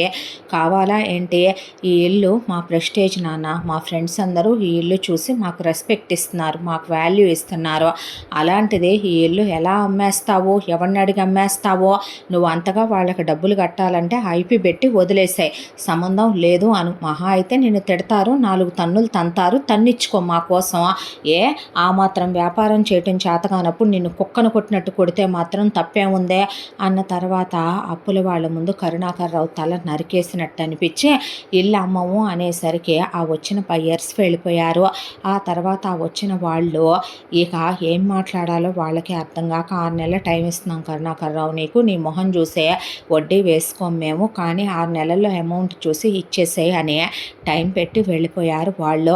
అలా అమ్మా నాన్నలకి చెప్పా పెట్టకుండా ఇల్లు రాయించుకోవటం ఎంత అప్రతిష్ట పనిరా, వచ్చిన వాళ్ళ ముందు మీ నాన్న విలువ నిలబెట్టాల్సింది పోయి విలువ అలా హీనంగా తీసేసి మాట్లాడతారా అంటే ఇంకా నయం, వాళ్ళ ముందే మిమ్మల్ని కుక్కలను కొట్టినట్టు కొట్లా సంతోషించండి, ఇంట్లో ఉండనిస్తున్నాం కదా ఇప్పుడు ఇది మా ఇల్లు కదా అనేసి లోపలికి వెళ్ళిపోయారు. దాంతో బిక్కచచ్చిపోయారు కరుణాకర్రావు లక్ష్మి.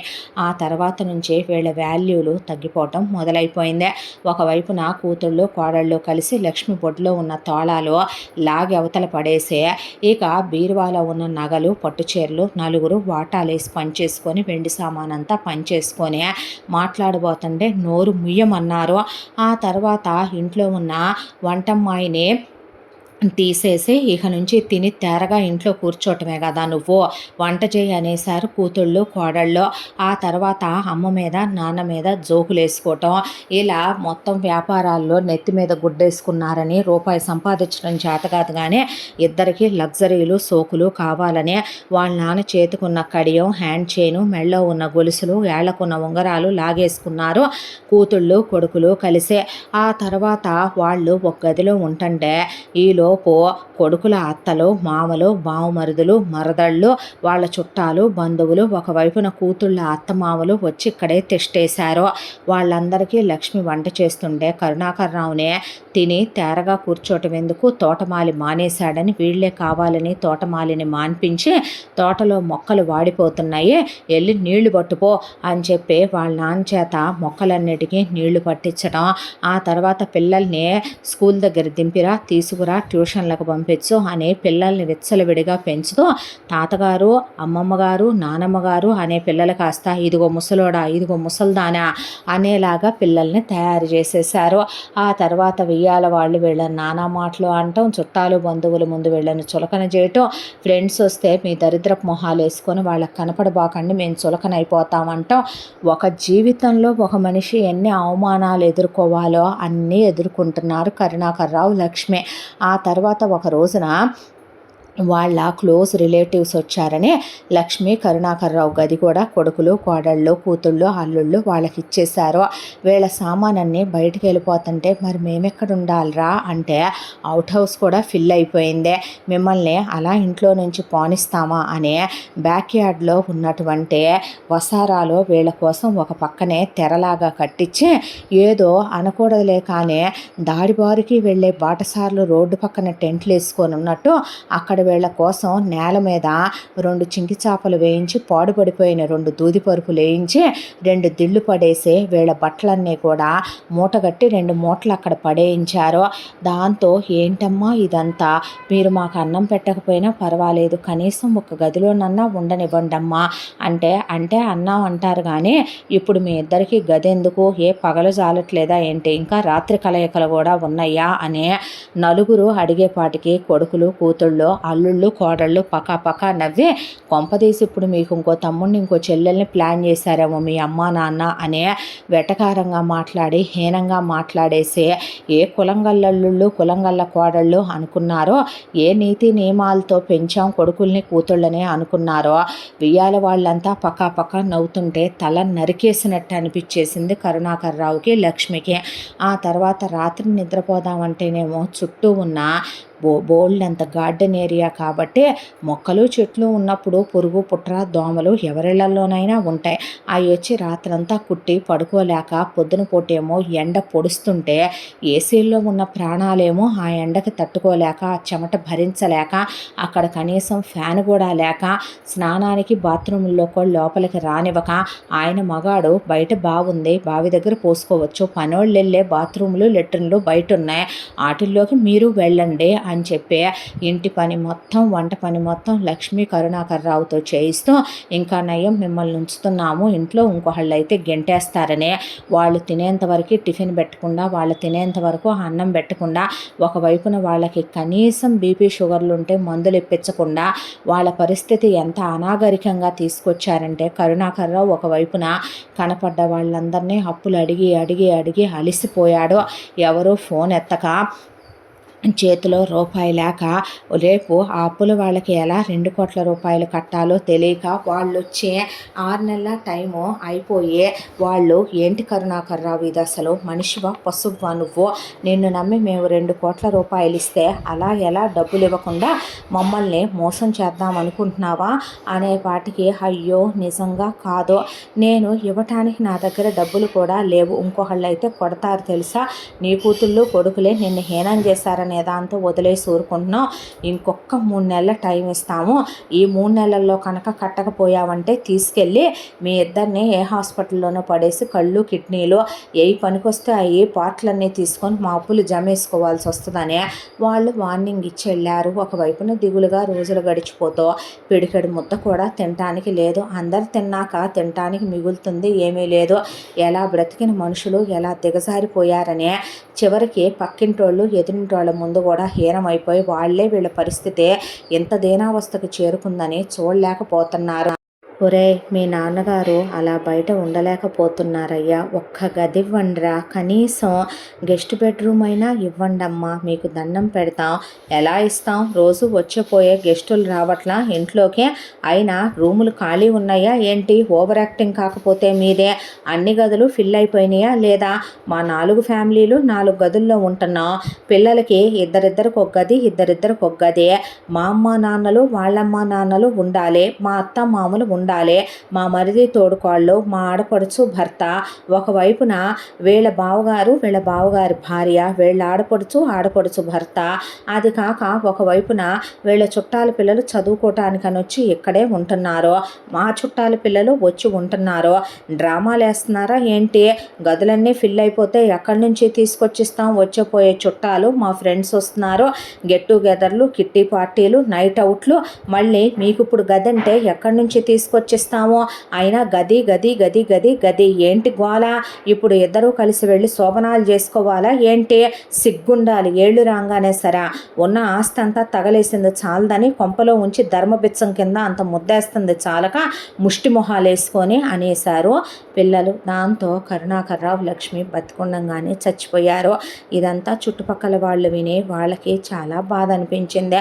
ఆ తర్వాత ఒక రోజున కరుణాకర్రావు పిల్లల్ని స్కూల్ నుంచి తీసుకొచ్చాక, ముసలోడా హోంవర్క్ చేయించు అన్నాక ఆయన కూర్చోబెట్టి హోంవర్క్ చేయిస్తుంటే, నీ మొహానికి ఇది కూడా తెలియదా, అవునులే రూపాయి సంపాదించడం చేత కాదని మా మమ్మీ వాళ్ళు డాడీ వాళ్ళు అన్నట్టు చేతగాని సన్నాసి వెదవ్వే, నీకు వర్క్ చేయించడం కూడా చేత కాదు, పనికి మాలిన వెధవ్వే అని కూతురు పిల్లలు కొడుకు పిల్లలు అనేసరికి లక్ష్మి కోపం వచ్చి చెంప చెళ్ళు అనిపించింది.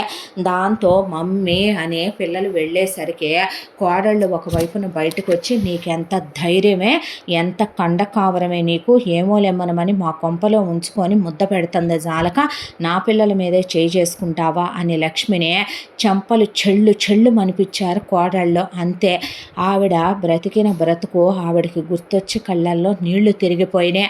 ఒక్కరోజు కూడా వాళ్ళ అమ్మా నాన్నల్ని అత్తామామల్ని ఇంత హీనంగా వాళ్ళు చూసెరుగరు కరుణాకర్రావు లక్ష్మి. పోయిందాకా నెత్తిన పెట్టుకొని చూసుకున్నారు. అలాంటిది తమకి ఈ గతుల, చివరికి కోడళ్ల చేతిలో అత్తగారు తన్నులు తింటమా అనేసరికి కూతుళ్ళు, నీకేం హక్కుందని మా పిల్లల్ని కొట్టావే అని ఆవిడ్ని కూతుళ్ళు కొట్టారు. కొడుకులు తండ్రి చొక్కా పట్టుకొని అల్లుళ్ళు ఆయన్ని వెనక్కి తోసేసి, అసలు మిమ్మల్ని ఇంట్లో ఉంచి మేపుతున్నాం కదా, ఒళ్ళు బలిసిందనేపాటికి, మాయ్ ఆవిడ మీ అమ్మరా, రే ఆవిడ మీ అత్తగారురా, ఏం మాటలు అనేపాటికి, అసలు ఏంటి నిన్ను దీన్ని ఉంచి తెచ్చాం తిప్పలని అలా ఆయన్ని షర్టు పట్టుకొని ఆవిడ్ని జుట్టు పట్టుకొని ఇంట్లో నుంచి ఈడ్చుకెళ్తూ గేటు దగ్గరికి తీసుకెళ్ళి గెంటేపాటికి అప్పుడే ఇంతెత్తు పొట్టేసుకొని ఆఖరి కోడలు మీనా కొడుకుని తీసుకుని, పెద్దవాళ్ళన్నాక ఏదో ప్రేమించి పెళ్లి చేసుకున్నామనే కోపంతో 4 మాటలు అన్నారు, నాకెట్టు అమ్మా నాన్నలు లేని అనాథని నేను, నువ్వు మీ అమ్మా నాన్నలకి దూరం కాకూడదు అని ప్రదీప్ని వాళ్ళేదో పెద్దోళ్ళు బెట్టిసరితో ఫోన్ చేసి పలకరించలేదంటే మనము చేయకూడదా ఏంటి, నేను కడుపుతో ఉన్నానని తెలిస్తే మనవడో మనవరాలో పుడతారని సంతోషంగా వాళ్ళే ఇప్పుడు కోపతాపాలు ఉంటాయా అని అమ్మాయి తీసుకొచ్చింది ప్రదీప్ని. దాంతో ఒక్క తోపు వీళ్ళని తోస్తే లక్ష్మి వెళ్ళి మీనా మీద, కరుణాకర్రావు వెళ్ళి ప్రదీప్ మీద పడితే, ఏంటమ్మా ఏంటి నాన్న ఇదంతా అని ప్రదీప్ అడిగితే, అత్తయ్య మామయ్య ఏంటిదంతా అంది మీనా.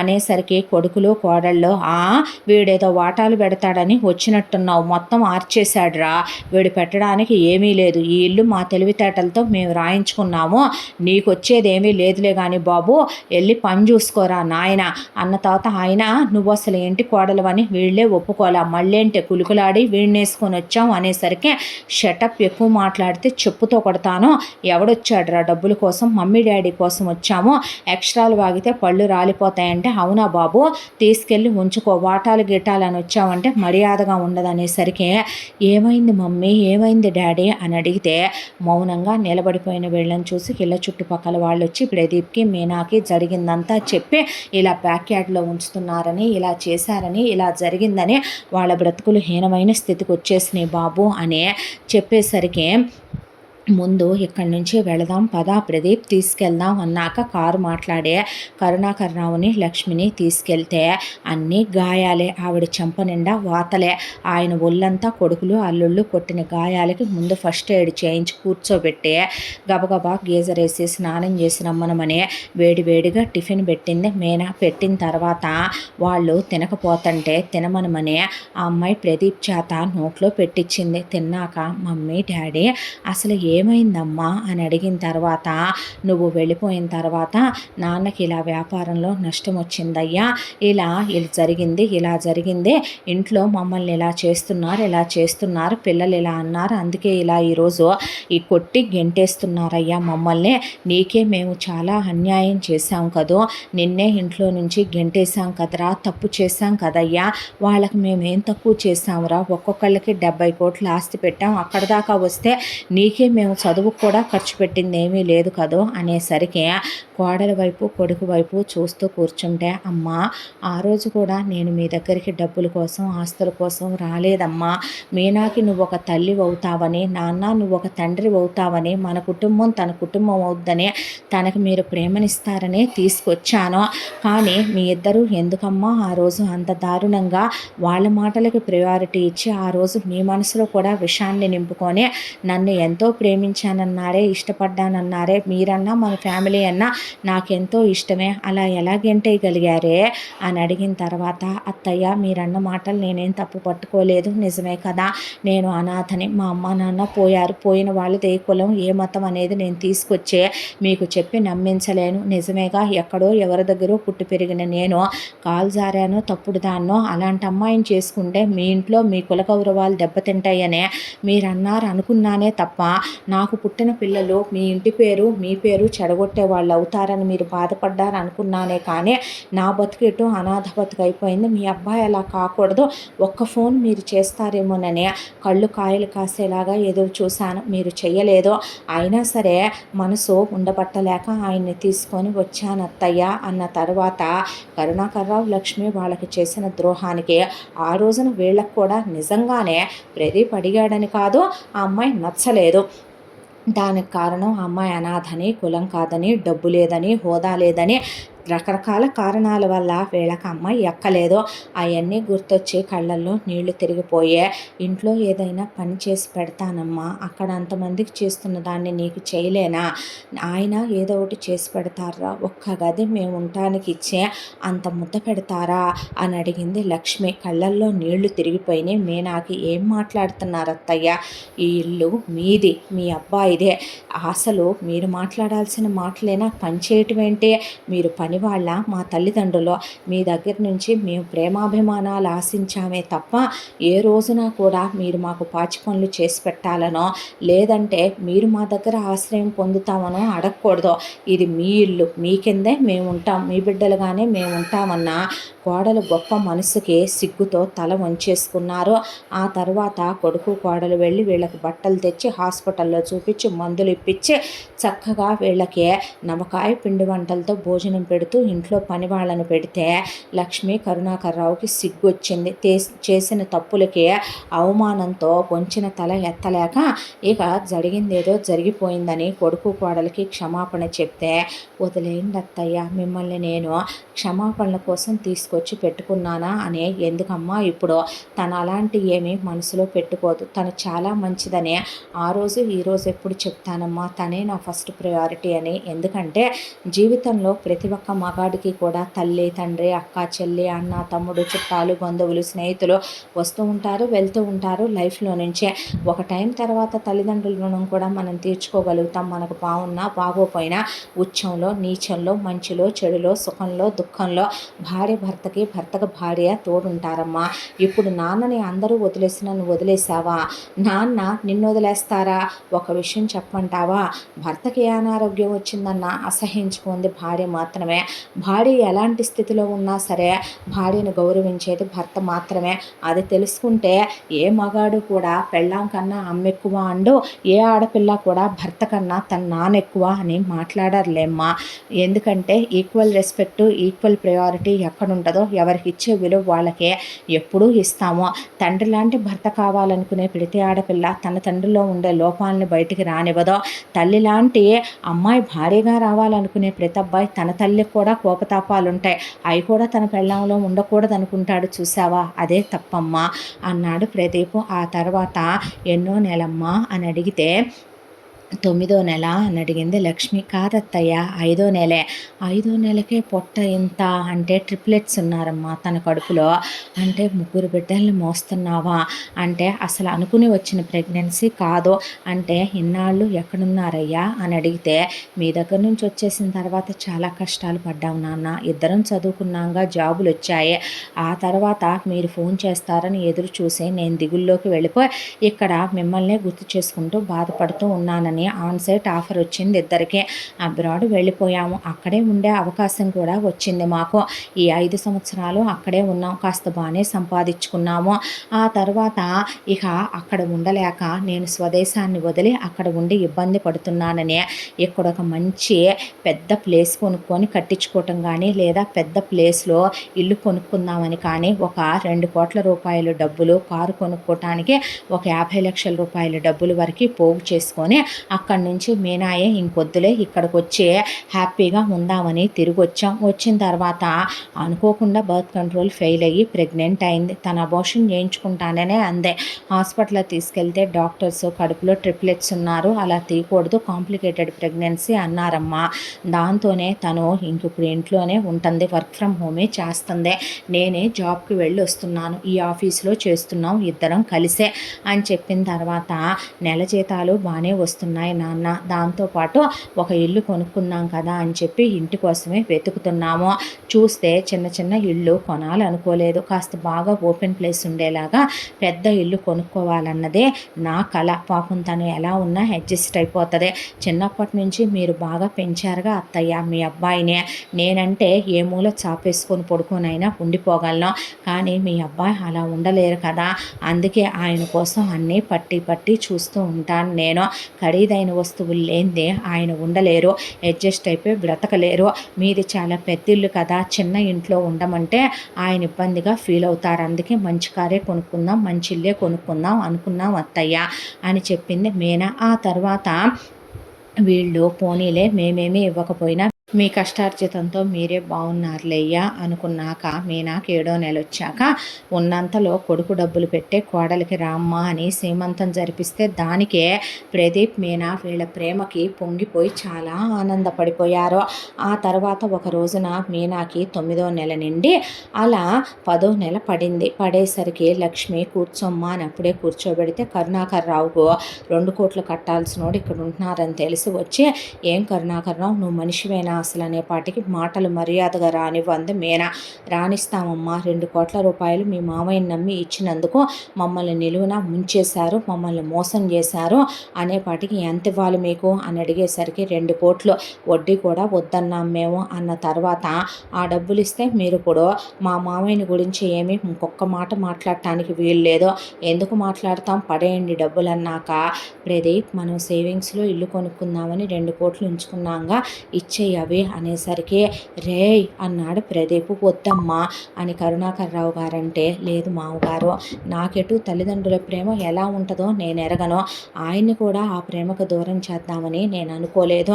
డబ్బులదేముంది మామగారు, కష్టపడ్డాం వచ్చాయి, మరొక 5 ఏళ్ళు మన ప్లానింగ్ వెనక్కి వెళ్ళొద్దు ప్రదీప్, ఇద్దరం జాబ్ చేద్దాం, కష్టపడదాం, రూపాయి కూడబెట్టుకుందాం, ఆ తర్వాత మనం ఇంకొన్నాళ్ళలాగి ఇల్లు కొనుక్కుందాం. మాట అయితే అత్తయ్య మామయ్య పడక్కర్లేదు కదా, పరువు పోగొట్టుకోలేము, ఇచ్చేయి అనేసరికి 2 కోట్లు చెక్కు రాసి ఇచ్చేశాడు ప్రదీప్. ఇదిగో పనికి మాలిన చెత్త షేర్లు ఒకటి మా మొహాన్ని వేసావు అని కరుణాకర్ రావుకి లక్ష్మి పేరిట కొన్న ఆ షేర్స్ ఇచ్చేసి వెళ్ళిపోయాడు అవతలతను.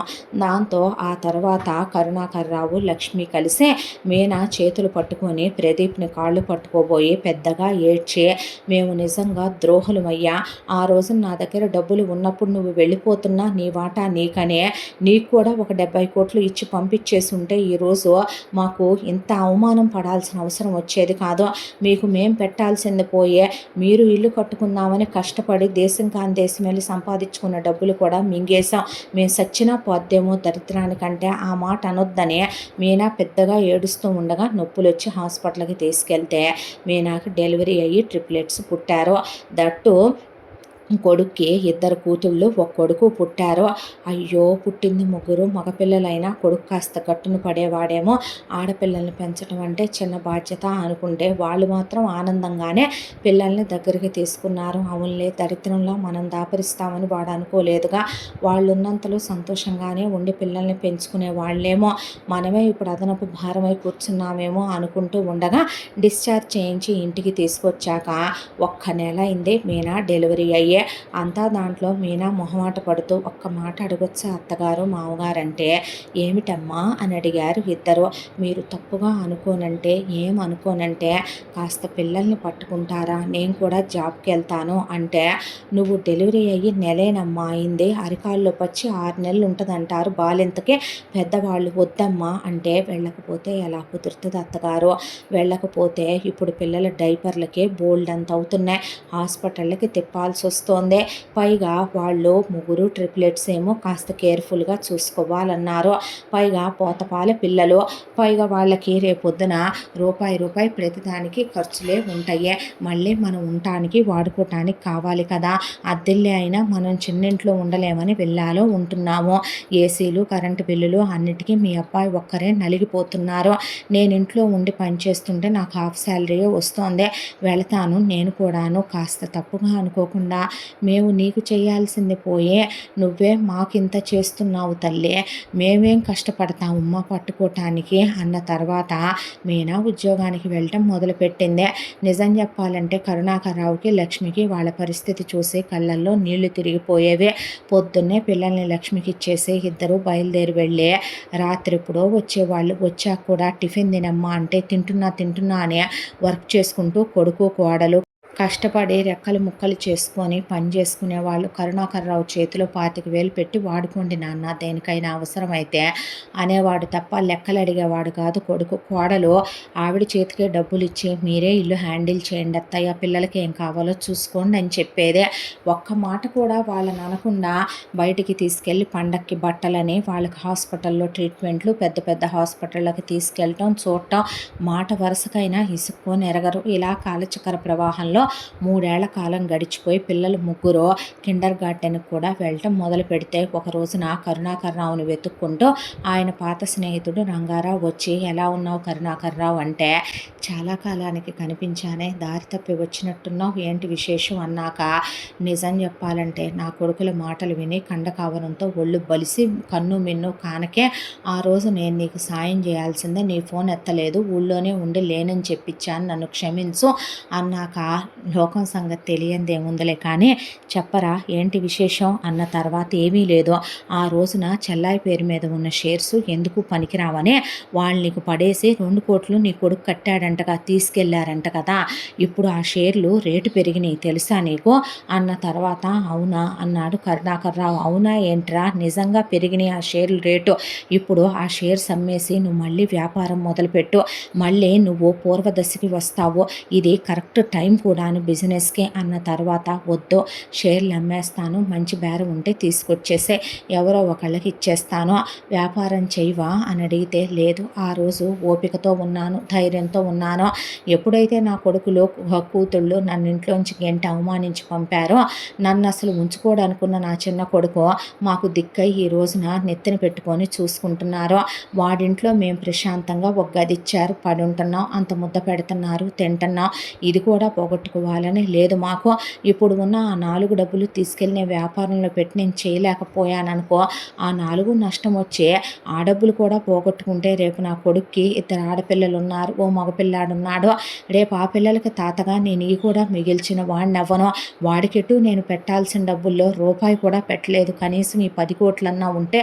వాడి దేనికో దానికి అక్కడికి వస్తాయి అన్న తర్వాత, సరేనని అవతల ఆయన వెళ్ళిపోతుంటే, ఒక్క నిమిషం అంకుల్ మీరు ఆగండనే మీనా మామయ్య గారు మీరు వ్యాపారమే పెట్టండి అంటే, వద్దమ్మా అంటే, లేదు మామయ్య మీరు చాలా మాటలు పడ్డ ఈ సొసైటీ ముందు తలెత్తుకొని నిలబడాలంటే మీకు బిజినెస్లో ఎక్స్పీరియన్స్ కూడా ఉంది, ఇది రైట్ టైం అంటున్నారుగా అంకుల్, మీరు బిజినెస్ పెట్టండి, ఈ డబ్బులు మనం అనుకోకుండా వచ్చినాయి, ఈ రాకపోయినా మనం హ్యాపీగానే ఉంటాం, ఇప్పుడైతే వచ్చాయి కదా మీరు మళ్ళీ బిజినెస్ స్టార్ట్ చేస్తున్నారు అంతే అన్నాక ప్రదీప్ వైపు చూస్తే, పెట్టు డాడీ నీకెటు ఎక్స్పీరియన్స్ ఉందగా, నువ్వు రాయ్యా చూసుకుందో కానీ పోనీ అంటే, వద్దు నాన్న ఇప్పుడు మీరు బిజినెస్ పెట్టండి, పెడితే నేను తను కలిసే ఇల్లు చూసుకుంటాం, పెట్టిన వెంటనే బిజినెస్లు ఎప్పుడు సక్సెస్ అవ్వవుగా డాడీ అన్న తర్వాత ఆయనతో షేర్స్ అమ్మించి వ్యాపారం పెట్టించారు. ఆ తర్వాత వీళ్ళు ఉద్యోగాలకు వెళ్ళొస్తూ ఇంకో 3 ఏళ్ల కాలం గడిచిపోయింది. పెట్టిన వెంటనే ఏ వ్యాపారం సక్సెస్ అవ్వదని ప్రదీప్ అన్నట్టు 3 సంవత్సరాల తర్వాత కాస్త లాభాలు రావటం మొదలైంది. ఇంకో 2 ఏళ్ళు గడిచిపోయి పుంజుకున్నారు. మెల్లగా వ్యాపారం టర్నోవర్ కోట్లల్లోకి పెరగటం మొదలైంది. ఆ తర్వాత ఒక పెద్ద స్థలం కొని ఆ ఇంద్రభవనాన్ని మించిన ఇంద్రభవనం కరుణాకర్రావు కట్టించే కొడుకు కోడల్ని భార్యని తీసుకెళ్ళి గృహప్రవేశం చేసుకొని మనవరాళ్ళు మనవాళ్లతో ఆ ఇంట్లోకి వెళ్ళిపోయాడు. ఆయన వెళ్ళిపోయిన తర్వాత ఆ రోజు గదిస్తే చాలు అన్నారుగా అత్తయ్య, ఈరోజు ఈ ఇల్లే ఉంది ఇప్పుడు మనకి, ఈ ఇల్లంతా ఇప్పుడు మీదే, ఈ ఇంట్లో నుంచి మిమ్మల్ని ఎవరూ గెంటేయలేరు, ఈ ఇంట్లో నుంచి ఎవరు మిమ్మల్ని కాదనలేరు అనే కొడుకు కోళ్ళంటే కళ్ళల్లో నీళ్లు తిరిగినాయి వాళ్ళకే. ఎంత దాంట్లో కరుణాకర్రావుకి ఒక రోజున మనవడి పుట్టినరోజని గిఫ్ట్లు కొనుక్కొద్దామని భార్యాభర్తలు వెళ్ళి వచ్చిన తర్వాత ఆయనకి హార్ట్ అటాక్ వచ్చి హాస్పిటల్లో చేరిస్తే ఆయన చాలా స్ట్రెస్ అవుతున్నారు, ప్రస్తుతానికి ఆపరేషన్ చేసాం అని చేసిన తర్వాత ఇక మీదట ఆయన అంత ఓవర్ స్ట్రెయిన్ అవ్వకూడదు, ఆయన వర్క్కి అంత వెళ్ళటం మంచిది కాదు అన్న తర్వాత ఆయన డిశ్చార్జ్ చేయించి తెచ్చాక ఆఫీస్ వర్క్కి వెళ్ళబోతుంటే, వద్దు మావయ్య రెస్ట్ తీసుకోండి అంటే, ప్రదీప్ నువ్వు వెళ్ళరాదు అంటే, వద్దురా నువ్వే వెళ్ళు, నాకన్నా నువ్వు బాగా చదువుకున్నావు, నాకన్నా నువ్వు తెలివైన దానివి, పైగా నువ్వు ఇప్పుడు మీ ఆఫీస్లో మానేయటానికి వీలుంది, నాకు ఇంకా ఒక 6 నెలల టైం ఉంది, నన్ను వాడు ఎటు ఇప్పుడు రిజైన్ యాక్సెప్ట్ చేయడు అని చెప్పి మీనాను పంపిస్తే, మీనా ఒక సీఈఓగా వర్క్ చేస్తూ నెలలో ఒక్కరోజు మామగారిని తీసుకెళ్ళి ఆయన ఎండి సీట్లో ఆయన్ని కూర్చోబెట్టి చిన్న చిన్న సలహాలు ఆయన దగ్గర తీసుకుంటూ బిజినెస్ ఎక్కడ డౌన్ అవ్వకుండా ఆ అమ్మాయి లాక్కు రావటం మొదలుపెట్టింది. 6 నెలల తర్వాత ప్రదీప్ కూడా బిజినెస్లోకి వెళితే ఎండి సీట్లో కూర్చోమని కోడలనన్నా కొడుకునన్నా అది ఎప్పటికీ నీదేనని, నువ్వు ఉన్నంతకాలం నువ్వే రావాలి, నువ్వే చూడాలి, నీ ఆశీర్వాదాలు మా మీద మా పిల్లల మీద ఉంటే చాలనేసారు ఆయన్నే. దాంతో ఏ విలువ లేని వాళ్ళ జీవితాలకి ఒక విలువ ఉంది, పిల్లలు తాతగారు నానమ్మ అనే పడి ఆడుకుంటారు వీళ్ళతో. నిజం చెప్పాలంటే ఇదివరకటి కన్నా వాళ్ళ జీవితంలో ఇప్పుడు అన్నీ ఉన్నాయి, డబ్బు ఉంది, హోదా ఉంది, స్టేటస్ ఉంది, అంతస్తు ఉంది. బిజినెస్ మ్యాగజైన్ల మీద బెస్ట్ బిజినెస్ మ్యాన్ అనే రాయాలనుకున్నప్పుడు కొడుకు కోడల్ని ఎంచుకోమంటే కోడలు కొడుకు కరుణాకర్రావు లక్ష్మి గురించి మా మామయ్య గారే ఇదంతా సాధించారని, మా మామయ్య గారు అత్తయ్య గారి వల్లే మేము ఈరోజు బిజినెస్ ఇంత సక్సెస్ఫుల్గా చేయగలుగుతున్నామని, మా నాన్న ఏదైనా సాధించగలిగిన పట్టుదల గల వ్యక్తి అని కొడుకు కోడలు చెప్తుంటే, అదేంటమ్మా మీరు చేస్తూ మా గురించి అంటే, ఒకరోజు ఈ సమాజం అందరి ముందు మీరు అవమానించబడ్డారు, తీసివేయబడ్డారు, చులకన చేయబడ్డారు, జాలి దయకి గురయ్యారు, హీనస్థితికి దిగజారిపోయారనే మాటలు పడ్డారు. అదే వాళ్ళందరినీ చెప్పుతో కొట్టినట్టు మీరు మళ్ళీ తిరిగి ఇదివరకటి కన్నా కూడా బెస్ట్ పొజిషన్కి వచ్చారని వాళ్ళందరికీ మనంగా వెళ్ళి ఇంటింటికి తలుపు కొట్టి చెప్పి రానక్కర్లేదు, మన సక్సెస్ చెప్తుంది అని చెప్పి కొడుకు కోడలు అన్నాక వాళ్ళ మనసుల ఆనందంతో నిండిపోయినాయి. ఏ పోయిందనుకున్నారో పరువు, ప్రతిష్ట, విలువ, గౌరవం ఈరోజు వాళ్ళకి అన్నీ తిరిగి వచ్చాయి.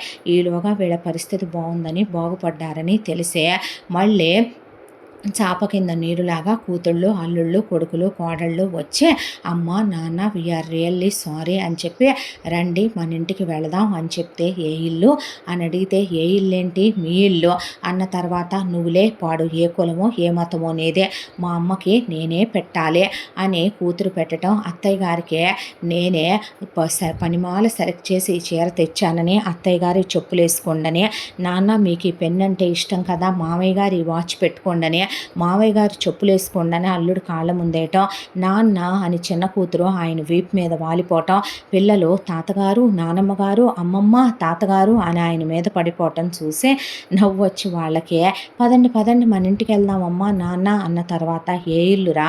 మన ఇంద్రభవనం, అది మా ఇల్లు కాదుగా, మీకు ఎప్పుడైతే రాసేసామో అది మీ ఇల్లు కదరా, మీరు ఎప్పుడైతే గెంటేశారో మమ్మల్ని కొట్టి తిట్టే అది మీ ఇల్లు కదరా, మా ఇల్లు ఎలా అవుద్దే? మీకు ఓ విషయం తెలుసా?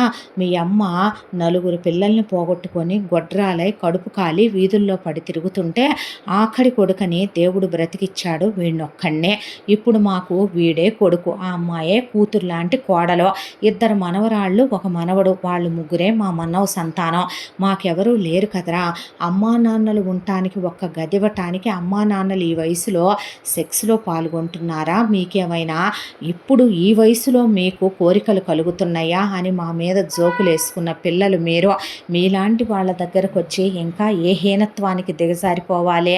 అమ్మా నాన్నల్ని, పని మనుషుల్ని, వంట మనుషుల్ని, డ్రైవర్లని, తోటమాలని, ట్యూషన్ టీచర్ల దగ్గర నుంచి వాడేసే నేను చివరికి ఒకడికి అప్పు ఇవ్వాల్సి ఉంటే మిమ్మల్ని చూసి వాడు జాలిపడి వెళ్ళాడు నా మీద. ఇంటి చుట్టుపక్కల వాళ్ళందరి దగ్గర మమ్మల్ని చులకని చేసి నానా మాటలు అనిపించిన క్షణాలేవి నేను మర్చిపోలేదు. ఈరోజు మీరు ఇక్కడికి ఎందుకు వచ్చారో తెలియని వాడిని కాదో. వ్యాపారం పెట్టాను, సక్సెస్ అవుతుంది, కోట్లు సంపాదించాను, ఆ డబ్బుల కోసం వచ్చే ఈ ప్రేమంతా వలకబోస్తున్నారు. మర్యాదగా బయటికి నడవండి ముందు. మళ్ళీ ఈ ఇంటికి వచ్చినా దరిదాపుల్లోకి వచ్చినా ముక్కలు ముక్కలుగా నరికేస్తాం. మా దృష్టిలో మీరు ఎప్పుడో చచ్చారనే పాటికి ఎక్స్ట్రాలు చేయబాకండి నాన్న. సిచ్యువేషన్ ఏంటనేది తెలిసింది కదా, సంపాదిస్తున్నావు కదా, మా షేరు మాకు మూసుకొని రాస్తే మేము వెళ్తామన్న తర్వాత ఎవరి షేరు ఎవరికి రాయాలిరా? 2 కోట్ల రూపాయలు అప్పోడు కట్టాలనే నా కళ్ళు కిడ్నీలు అమ్ముకుంటానని వచ్చినప్పుడు మీరు కట్టారా? మీ చెల్లెళ్ళు కట్టారా? మేమెందుకు కడతాం? బిజినెస్ పెట్టినప్పుడు యాజ్ పర్ లీగల్గా కూడా కోర్టులో వేసామంటే లా ప్రకారం దాంట్లో మాకు వాటా వస్తుంది. నువ్వు వాటా పెట్టకపోయినా అది మాకు దక్కదు, నీకు దక్కదు, ఆ కోర్టులో పడి ఏడుస్తూ ఉంటుంది. అది ఇష్టమా? మూసుకొని మా షేర్ మాకు పెడతావా అనేపాటికి మీరు ఇదని, మీ బుద్ధి ఇలాంటిదని, మీరెంతకైనా తగిన వాళ్ళేనని, ఎంతకైనా దిగజారిపోతారని నాకు ఎప్పుడో తెలుసురా. అందుకే వ్యాపారం మొదలుపెట్టిన రోజునే నేను అది నా కొడుకు పేరు మీద కూడా పెట్టలా, నా కోడల పేరు మీదే మొదలుపెట్టాను, మీనా ఇండస్ట్రీస్ అని. ఇప్పుడు దానికి అధిపతి నా కోడలు. నా కోడల పేరు మీద ఉన్న వ్యాపారాన్ని నేను మీకెలా పెడతానో? వాళ్ళింట్లోనే ఒక్క గది ఈ అత్తమామలకు కేటాయించారు, వాళ్ళకు ముద్ద పెడితే మేము తింటున్నాం, ఏముందని పెడతాం మీకంటే? పెట్టేశావా వాళ్ళకి అని ఆయన కొట్టడానికి మీదకు వచ్చేసరికి ప్రదీప్ అన్నల్ని బావల్ని పడేసి తొక్కు ర్యాక్ కొట్టి అక్కల్ని వదినల్ని కూడా దవడ పగలగొట్టేస్తే లక్ష్మి చెప్పు తీసుకొని కొట్టింది కూతుళ్ళని, కోడళ్ళని. కరుణాకర్ రావు చెప్పుతో కొట్టాడు కొడుకుల్ని, అల్లుళ్ళని. వాచ్మెన్ని పిలిచి బయటకు గెంటించేసే పాటికి లాయర్ దగ్గరికి వెళితే మీ తమ్ముడి పేరు మీద కూడా లేదు కదా, మీ మరదల పేరు మీద ఉంటే మీరు ఆ అమ్మాయిని ఏం చేయగలుగుతారో? ఇది లీగల్గా చెల్లదులేండి, ఆయన చెప్పింది కరెక్టేననేసాడు లాయరు. ఆ తర్వాత చేసేదేమీ లేక వీళ్ళు బాగుపడుతున్నారని శాపనార్థాలు పెట్టుకుంటూ వాళ్ళు తిరిగి ఇంటికి వెళ్ళిపోయారు. అదేంటి మామయ్య, వ్యాపారం నా పేరు మీద పెట్టారా? అవునమ్మా, ఇలాంటి రోజు ఒకటి వస్తుందని మాకు బాగా తెలుసు.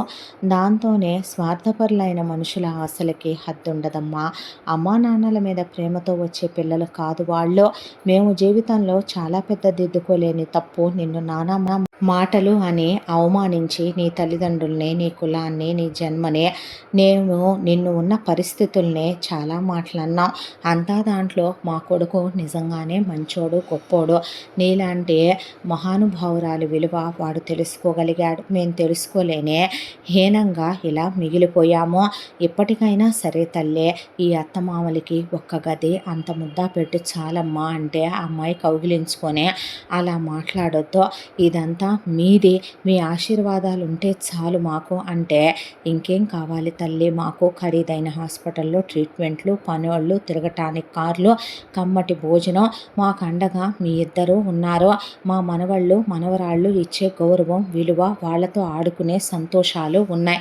ఇంకా ఈ జన్మకి, ఈ జీవితానికి మాకేం కావాలమ్మా?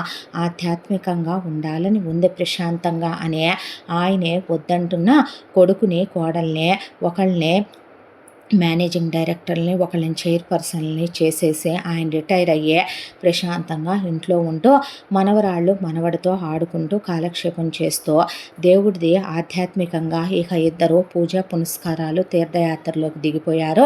కరుణాకర్రావు లక్ష్మీ దంపతులు కాలచక్ర ప్రవాహంలో ఇలా కొన్ని సంవత్సరాల కాలమే గడిచిపోయింది.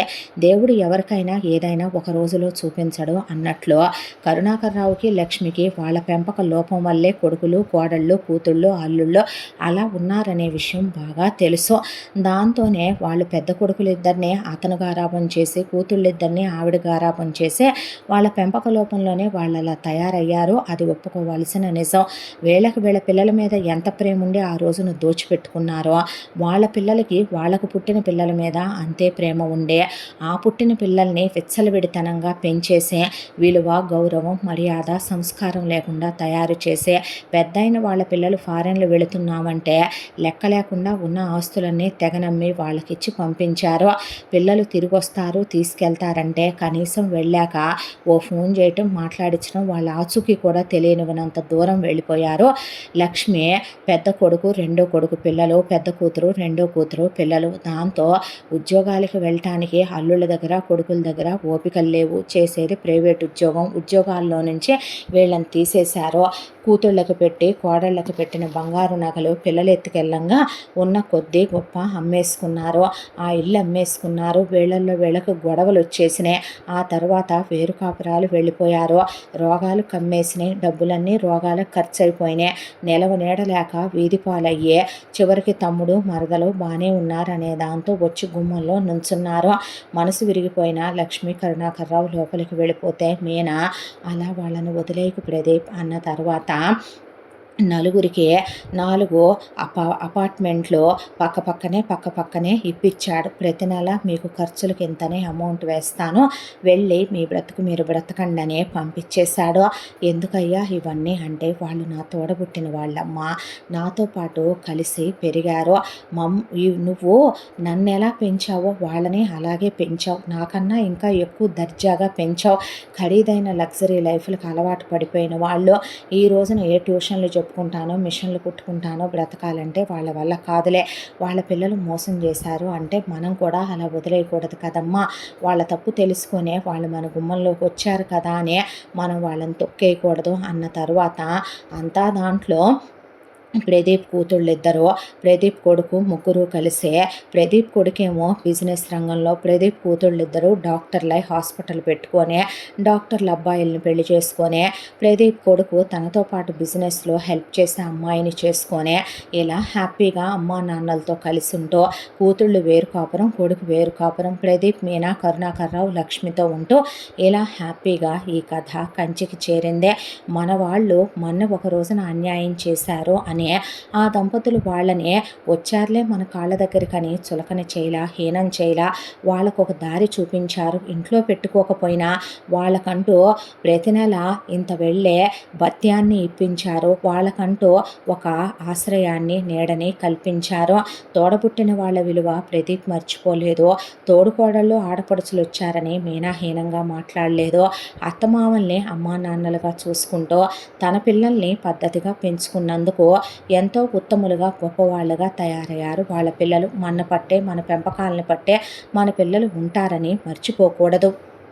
నిలువ నీడలేని అత్తామామలకి ఒక్క గదిస్తే చాలు, అత్తమామలకు ఒక్క గది అనుకున్న వాళ్ళకి ఆ ఇల్లు ఇంటి పెత్తనం ఈ రోజుకి కూడా వాళ్ళ చేతి మీదగానే వెళ్ళేలా అప్పు చెప్పేసింది మీనా. ఉత్తములైన కొడుకులు ఉత్తములైన కోడళ్ళు ఎక్కడో ఒకళ్ళు ఉండటమే ఈ రోజుల్లో అరుదు. అలాంటి వాళ్ళు ఉన్నప్పుడు వాళ్ళ మనసు గాయపరిచే వాళ్ళని మనం దూరం చేసుకుంటే వాళ్ళేమీ కోల్పోరు, మనమే చాలా కోల్పోతాం. మనమే ఎన్నో అవమానాలకి గురవుతాం. అనుకున్న వాళ్ళే మన కాకపోవచ్చు, మన వాళ్ళు కారనుకున్నోళ్ళే మన వాళ్ళు అవ్వచ్చు. మనం వయసుతో పాటు జ్ఞానంతో మెలగాల్సిన అవసరం ఎంతో ఉంది. ఇంతటితో ఈ కథ పూర్తి. మళ్ళీ మరొక మంచి కథతో కలుసుకుందాం. తప్పకుండా మన ఛానల్ని లైక్ చేయండి, షేర్ చేయండి, సబ్స్క్రైబ్ చేయండి, బెల్ ఐకాన్ క్లిక్ చేసి ఆల్ అనే బటన్ ప్రెస్ చేయడం మర్చిపోకండి. ఇంత మంచి కథను మనకు అందించిన కథా రచయిత్రి సాయి లలిత గారు. మరో మంచి కథతో కలుసుకుందాం. Thank you so much.